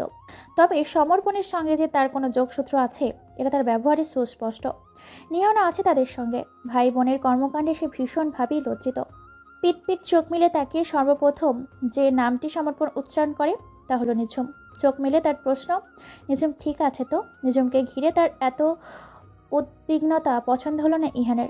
ইহান তৎক্ষণাৎ কেবিন থেকে বেরিয়ে যেতে নিচ্ছিল, ঠিক তখনই তার পা থেমে যায় নিঝুমের কণ্ঠস্বরে। নিঝুম আকতি মাখা কণ্ঠে সমর্পণকে ভাইয়া বলে ডাকছে। তার বুকে ছাপিয়ে পড়ে হাউমাউ করে কাছে। উপস্থিত সবাই কিছুটা হতবাক। ইরা, ঈশা, ইহান ও নিহান হতবাক, কারণ তারা এতদিন যে ভেবে এসেছে তা হয়তো সম্পূর্ণ ভুল এটা ভেবে। আর অনিলা খান আর সোনালি হতবাক, কারণ এই 4 বছরে নিঝুমকে দিয়ে কখনো সমর্পণকে ভাইয়া বলাতে পারেনি। নিঝুম সর্বদা স্যার বলেই সম্বোধন করত, কিন্তু আজ যখন নিজের কাছের মানুষটির এমন করুণ পরিণতি দেখল, তখন সে আর নিজেকে ধরে রাখতে পারল না। এই 4 বছরে নিঝুম সমর্পণ ও নুহাসের থেকে আলাদা চোখে দেখেনি। নুহাস যেমন তার ভাই, সমর্পণও ঠিক তেমনই তার ভাই, তবে দুজনের মধ্যে বিস্তর ফারাক। নুহাস তার ছোট ছোট আবদারগুলোকে সবসময় পূর্ণ করত, তাকে ভালোবাসত, কিন্তু সময়ের ব্যবধানে তাদের পথ ভিন্নগামী পথে অগ্রসর হয়েছে। এদিকে সমর্পণ তাকে মৃত্যুর মুখ থেকে বাঁচিয়ে জীবনে প্রতিষ্ঠিত হতে শিখিয়েছে, নিজের প্রয়োজনে নিজে পূরণ করার রাস্তা দেখিয়েছে, স্বনির্ভর হতে শিখিয়েছে, সেই সঙ্গে প্রতিটি পদে পদে আগলে রেখেছে। রক্তের সম্পর্ক সবসময় বড় হয় না, কিছু কিছু সময় রক্তের সম্পর্ক ছাপিয়ে তৈরি হয় আরও একটি সম্পর্ক, আর সেটি হলো আত্মিক সম্পর্ক। সমর্পণের সঙ্গে তার আত্মিক সম্পর্ক, যা কখনো ছিন্ন হবার নয়। সমর্পণ খুব সন্তর্পণে নিঝুমের মাথায় হাত বুলিয়ে দেয়। এক বাহুতে নিঝুমকে আঁকড়ে ধরে অন্য বাহুতে সোনালিকে আসতে ইশারা করলো। সোনালি যেই এটারই অপেক্ষায় ছিল, ভাইয়ের অনুমতি পেয়ে ঝাঁপিয়ে পড়লো তার বাহুতে। তুষিকে তখন অনিলা খান আঁকলে নিয়েছে। 2 বোনের স্নেহ করার পর সমর্পণ অনিলা খানের দিকে ইঙ্গিত করে বলে, এত সহজে তোমাকে ছেড়ে যাচ্ছে না ফুপিমণি, আর কেঁদো না প্লিজ। অনিলা খান শাড়ির আঁচলে চোখ মুছতে মুছতে বলে, যেতে দিচ্ছে কে তোকে? আমাদের সকলের এত এত ভালোবাসা ফেলে কিভাবে যেতে পারতি তুই? নিঝুম হাস্যজ্জ্বল মুখে বলে ওঠে, হ্যাঁ মা, তুমি ঠিকই বলেছ। কে যেতে দিচ্ছে ভাইয়াকে? ভাইয়া চলে গেলে আমাকে কে দেখবে শুনি? সমর্পণ মৃদু হেসে বলে, তোর একটা ব্যবস্থা অবশ্যই করব পাগলি, যাতে করে আর তোকে একা একা কষ্ট পেতে না হয়। সোনালি মিটমিটিয়ে হাসল। নিহান, ইরা, ঈশান, ইহান সকলেই সমর্পণের সঙ্গে টুকটাক কথাবার্তা বলল। শেষমেশ সমর্পণ তুষিকে বুকে জড়িয়ে নিয়ে ঘুমের দেশে পাড়ি দিল। তুষি ভেতর থেকে নার্ভাস হওয়ায় খুব দ্রুতই ঘুমিয়ে পড়ল। ওদের এখন রেস্টের প্রয়োজন। অনিলা খানের অনুরোধে চৌধুরী পরিবারে খান মঞ্জিলে অতিথিরা রক্ষা করতে গেল। সমর্পণকে রিলিজ দেওয়া মাত্রই তারা ও বাড়িতে গিয়ে উঠল। ইহান এই কয়েকদিনে নিঝুমের সঙ্গে অনেকবার কথা বলতে চেয়েছে, কিন্তু নিঝুম তা হতে দেয়নি। সে খুব সন্তর্পণে এড়িয়ে চলেছে ইহানকে, কিন্তু আজ আর তা পারল না। দুপুরে খাওয়া দাওয়ার পর সকালে যখন নিজ ঘরে বসে রেস্ট নিতে ব্যস্ত, ঠিক সেটারই ফায়দা লুটে ইহান চুপি চুপি নিঝুমের ঘরে চলে যায়। কিন্তু নিঝুম একা নয়, তার সঙ্গে তুষিও আছে। তবে তুষি ঘুম। ইহান বড় করে শ্বাস ফেলে ভেতরে প্রবেশ হলো। নিঝুম তখন ল্যাপটপে কিছু একটা করছে। ইহান ধীরে সুস্থে গিয়ে নিঝুমের পাশে বসে পড়ল। নিঝুম এক পলক তাকিয়ে আবার চোখ ফিরিয়ে নিল। ইহানকে না দেখার ভান করে নিজের কাজে মন দিল। ইহান নিঝুমের এহেন কাণ্ডে বিরক্ত হয়ে ল্যাপটপটাই বন্ধ করে দেয়। নিঝুম চরম রেগে গিয়ে ইহানের দিকে অগ্নি দৃষ্টি নিক্ষেপ করে, কিন্তু ইহানের সেদিকে ভ্রুক্ষেপ না করে এক ছটকায় নিঝুমকে নিজের বাহুতে আবদ্ধ করে নিল। নিঝুম ছোটার জন্য আপ্রাণ চেষ্টা চালাতে লাগলো, কিন্তু ইহান ছাড়ার পাত্র নয়। সে ঠোঁটের কোণে শয়তানি হাসির লেশ লাগিয়ে পড়ল, একবার ভুল করেছে, তবে বারবার একই ভুল করছি না। ছাড় বলছে আমাকে। রাখলে তোমার বেশি মায়াবী লাগে বউ। বউ, এই বউ শব্দটি যেন নিজের হৃদয়ে স্পর্শ করতে সক্ষম হলো। হৃৎপিণ্ডে দুরুম দুরুম শব্দে অস্থির হয়ে উঠল সে। এই মুহূর্তে তাকে মুক্তি পেতে হবে ইহানের থেকে, নয়তো দম আটকে মরতে হবে। ইহান নিজমের অস্থিরতা দ্বিগুণ করতে তার কানের কাছে মুখ নিয়ে ফিসফিসিয়ে বলল, এভাবেই সারা জীবন মরতে হবে তোমায়। প্রতিনিয়ত আমাকে তিলে তিলে মেরেছ, এবার আমার পালা। ভালোবাসায় বন্দিনী করে মারবো তোমায়, দম ফেলার জায়গা পাবে না। লজ্জায় মরতে মরতে মুখ লুকাবে আমার বক্ষ পিঞ্জরে। নিজম এক ধাক্কায় ইহানকে দূরে ঠেলে দিল। ইহান বোধহয় জানতো এমনটাই হবে। সে বিছানায় হেলে পড়ল কিছুটা। নিজম রেগে মেগে তার দিকে তাকিয়ে আছে, তবে চেহারায় লজ্জার ছাপ স্পষ্ট। ইহান তা দেখে ঈষৎ হাসল।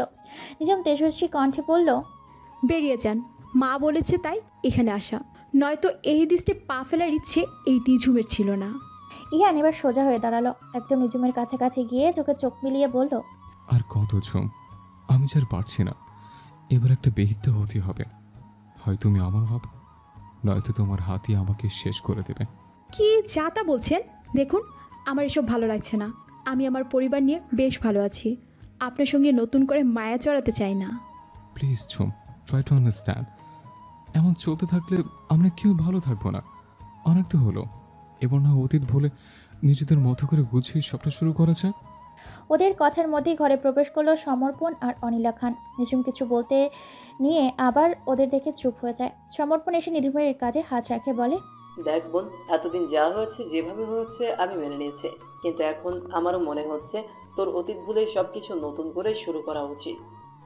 ইহান তোকে সত্যিই ভালোবাসে, ওর ভুলের যথাযথ শাস্তিও পেয়েছে, তবে এখনো কেন এত দূরত্ব থাকবে? একে একে ওর ঘরে তখন ইরা, ঈশান, সোনালি সকলেই প্রবেশ করে। অনিলা খান সহ সকলে নিঝুমকে অসম্ভব বোঝায়। ইহান ততক্ষণই সে স্থান ত্যাগ করেছে। নিঝুম খেয়াল করে ইহান কেমন নিস্তেজ হয়ে চলে গেছে। নিঝুম এবার নিজেকে নরম করে। সকলের জোড়াজুড়িতে আলতো হেসে সম্মতি জানায় তাদের পক্ষে।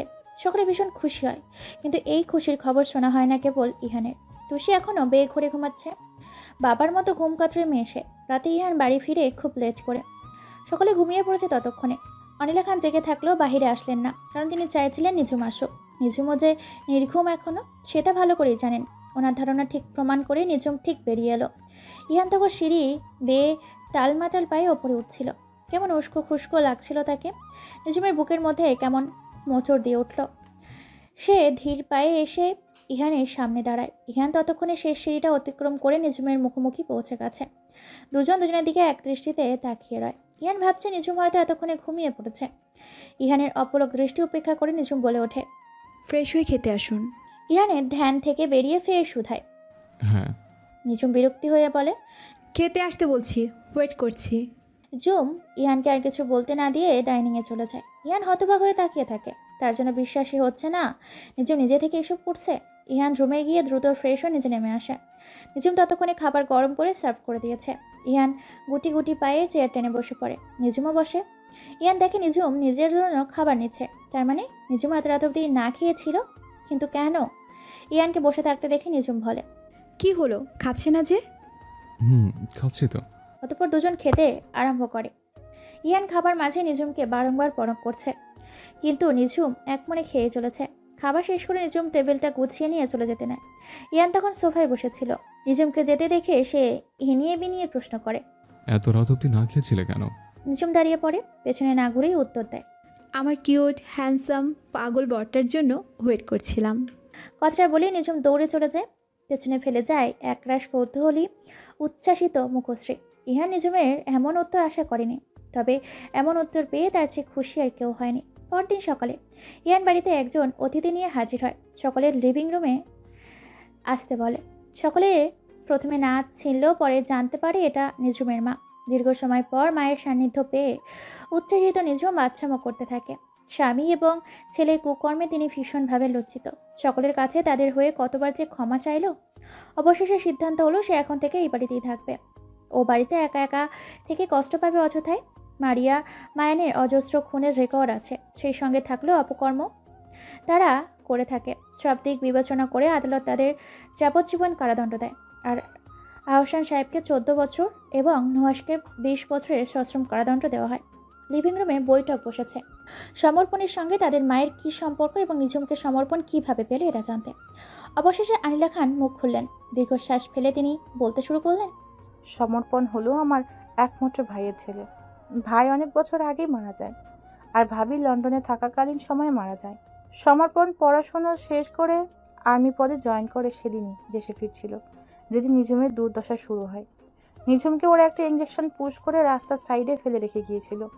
ওই ইঞ্জেকশনটা একবার শরীরে পুশ করলে সঠিক সময়ে ট্রিটমেন্ট না হলে মৃত্যু সুনিশ্চিত। ওরা ভেবেছিল এই রাতের বেলা কেউ নিঝুমকে বাঁচাতে আসবে না, এই জন্য ফাঁকা রাস্তায় ফেলে রেখে যায়। কিন্তু ভাগ্যক্রমে সমর্পণ ওই রাস্তা ধরেই সিলেট যাচ্ছিল। তারপর মাঝপথে সে নিঝুমকে পায়। সমর্পণের সঙ্গে সোনালি তুষিও ছিল। তুষি তখন 1 মাসের নবজাতক শিশু। তুষির মা তুষিকে জন্ম দিতে গিয়ে অতিরিক্ত ব্লিডিংয়ের ফলে লন্ডনের হসপিটালে মারা যায়। সমর্পণ সেই শোক সহ্য করতে না পেরে সোনালি আর তুষিকে নিয়ে এদেশে চলে আসে, কারণ ওদেশে ওর বউয়ের অনেক স্মৃতি জড়িয়ে। নিঝুমকে ওরা তখন হসপিটালে নিয়ে যায়। তারপর আমাকে সমর্পণ ফোন করে। আমি তোদের সমর্পণের বিষয়ে আগেই জানাইনি, ভেবেছিলাম সারপ্রাইজ দিব, কিন্তু কি থেকে কি হয়ে গেল। তারপর আমি ইহানকে শিক্ষা দেওয়ার জন্য নিঝুমকে আর বাড়িতে আনিনি, সমর্পণের কাছে রেখে দেই। সমর্পণ নিঝুমের সঙ্গে ঘটে যাওয়া সব ঘটনা শুনে ওকে আগলে রাখতে শুরু করে, নিজের পায়ে দাঁড়াতে সাহায্য করে। ব্যাস, পরের টুকু তো তোমাদের জানাই আছে।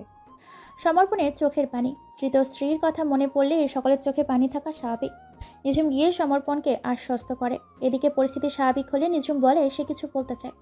সকলে তার কথা শোনার জন্য প্রস্তুত। নিঝুম গলা ছেড়ে নিয়ে বলে, আসলে ইরা আর নেহান ওরাও তো কম কষ্ট পায়নি। আমার মনে হয় ওদেরকেও এবার একসাথে বেঁধে দেওয়া উচিত। সকলে নিঝুমের এই কথায় সম্মতি দেয়। এদিকে ইরা লজ্জায় মাথা নুইয়ে ফেলে। নিঝুম আবার বলে, আরও একটা কথা, এখানে আরও একটা লাভ বার্ড রয়েছে যারা নিজের কথা এখনও নিজেরাই বলে উঠতে পারেনি। সকলে উদ্গ্রীব হয়ে তাকিয়ে আছে কারা সেটা জানার জন্য। নিঝুম তখন এক নিঃশ্বাসে বলে দেয়, তারা হলো ঈশান আর সোনালি। নিঝুমের এহেন কথায় সকলে চমকে ওঠে, সেই সঙ্গে ইহান ও সোনালিও। কারণ নিঝুম কেন এখনও এই কথা তো তারা নিজেরাও খোলাখুলিভাবে কেউ কাউকে বলেনি, তাহলে নিঝুম কিভাবে জানলো? নিঝুম তখন তাদের দিকে তাকিয়ে দুষ্ট এসে বলে, আমি সোনালির ডায়েরি পড়েছি, জানি এটা অন্যায়, তবুও কৌতূহল দমাতে পারিনি, অগোচরে পড়ে ফেলেছি। ভাগ্যিস পড়েছি, নয়তো এত বড় খবর তো জানতেই পারতাম না। সকলে অবাক হলেও বেশ খুশি হয় পড়ে। ইরা সোনালির মাস্টার্স কমপ্লিট হয়ে গেলে ধুমধাম করে 2 জুটির বিয়েটা দেওয়া হবে। সমর্পণ চেয়েছিল তার সিলেটের বাড়িতে ফিরে যেতে, কিন্তু নিঝুমের জন্য তার সম্ভব হয়নি। নিঝুমের এক কথা, সে তার ভাইকে কিছুতেই একা থাকতে দেবে না। সকলে মিলে মিশে এক ছাদের নিচে থাকবে। গাড়ি করে পুরো শহর ঘুরেছে নিঝুম আর ইহান। তুষিকেও আনতে চেয়েছিল, কিন্তু বাড়ির কেউ আনতে দেয়নি। সকলে মনে করেছে ওদের একটু প্রাইভেসি দরকার। গাড়ি এসে থামে এক লেকের পাড়ে। 4 বছর আগে যেখানে বেড়াতে এসে তাদের চরম বিপদের মুখে পড়তে হয়েছিল। এই জায়গা দেখে নিঝুম বেশ অবাক হয়, কিন্তু কিছুই বলে না। চুপচাপ ইহানের সঙ্গে গাড়ি থেকে নেমে হাঁটতে থাকে। হঠাৎ নিঝুমের পায়ের সঙ্গে কিছু একটা লেগে এসে পড়ে যেতে নেয়। ইহান সেই মুহূর্তে তার কোমর জড়িয়ে নেয়। তৎক্ষণাৎ চারপাশ থেকে অজস্র ফুলের পাপড়ি তাদের মাথার উপর পড়তে থাকে। নিঝুম চোখ বন্ধ করে নেয়। হে কেমন অনুভূতি, হে কেমন পরিবেশ, সবকিছু স্বপ্নের মতো। ইহান নিঝুমকে সোজা করে নিয়ে সামনে হাঁটতে থাকে। সামনে ফুলের পাপড়ি দিয়ে বড় লাভ শেড তৈরি করা, তার মধ্যে লেখা চুম প্লাস ইহান। তারপর কিছু দূর একটা সজ্জিত টেবিলে কেকের আয়োজন করা। নিঝুমকে কেকের কাছে নিয়ে যায় ইহান। কেকের ওপর ছোট্ট অক্ষরে লেখা, নতুন জীবনে স্বাগতম বিবেচান। লেখাটা দেখে নিঝুমের চোখ পেয়ে 2 ফোঁটা জল গড়িয়ে পড়ে। তবে এই জল আনন্দের। ইহান নিঝুমের চিবুক তুলে ধরে খুব সন্তর্পণে সেই জলটুকু মুছে দিল। মাথা নেড়ে ইশারা করলো আর যাতে না কাটে। অতঃপর দুজন কেক কাটলো। কেক কাটার সঙ্গে সঙ্গে আকাশে রং বেরঙের আতশবাজির শব্দে ভেসে ওঠে। নিঝুম সেদিকে তাকিয়ে আরও অবাক হয়ে যায়। আতশবাজির সঙ্গে সেই মধ্যে লেখা ভাসছে, ভালোবাসি বিবেচান। নিঝুম খুশিতে ইহানকে শক্ত করে জড়িয়ে ধরে কেঁদে ফেলে। ইহানও নিঝুমকে জড়িয়ে নেয়। উপভোগ করে দুজনের কিছু ভালোবাসার মুহূর্ত। আজ যেন সব আধার কেটে গিয়ে আলোর ঝলমলি উঠল ওদের জীবন। শত প্রতীক্ষার পর এক অন্তিম আনন্দের ছটাক। লেকের পানিতে পা ভিজিয়ে ইহানের কাঁধে মাথা রেখে চোখ বন্ধ করে নিঝুম। সহসা চোখ বন্দোবস্তায় ছন্দ কেটে উঠল। কাচের গায়ে বৃষ্টি ফোঁটা, শূন্যতা আর আসবে না, পূর্ণতার রঙিল খামে তুমি আমি দুজনা।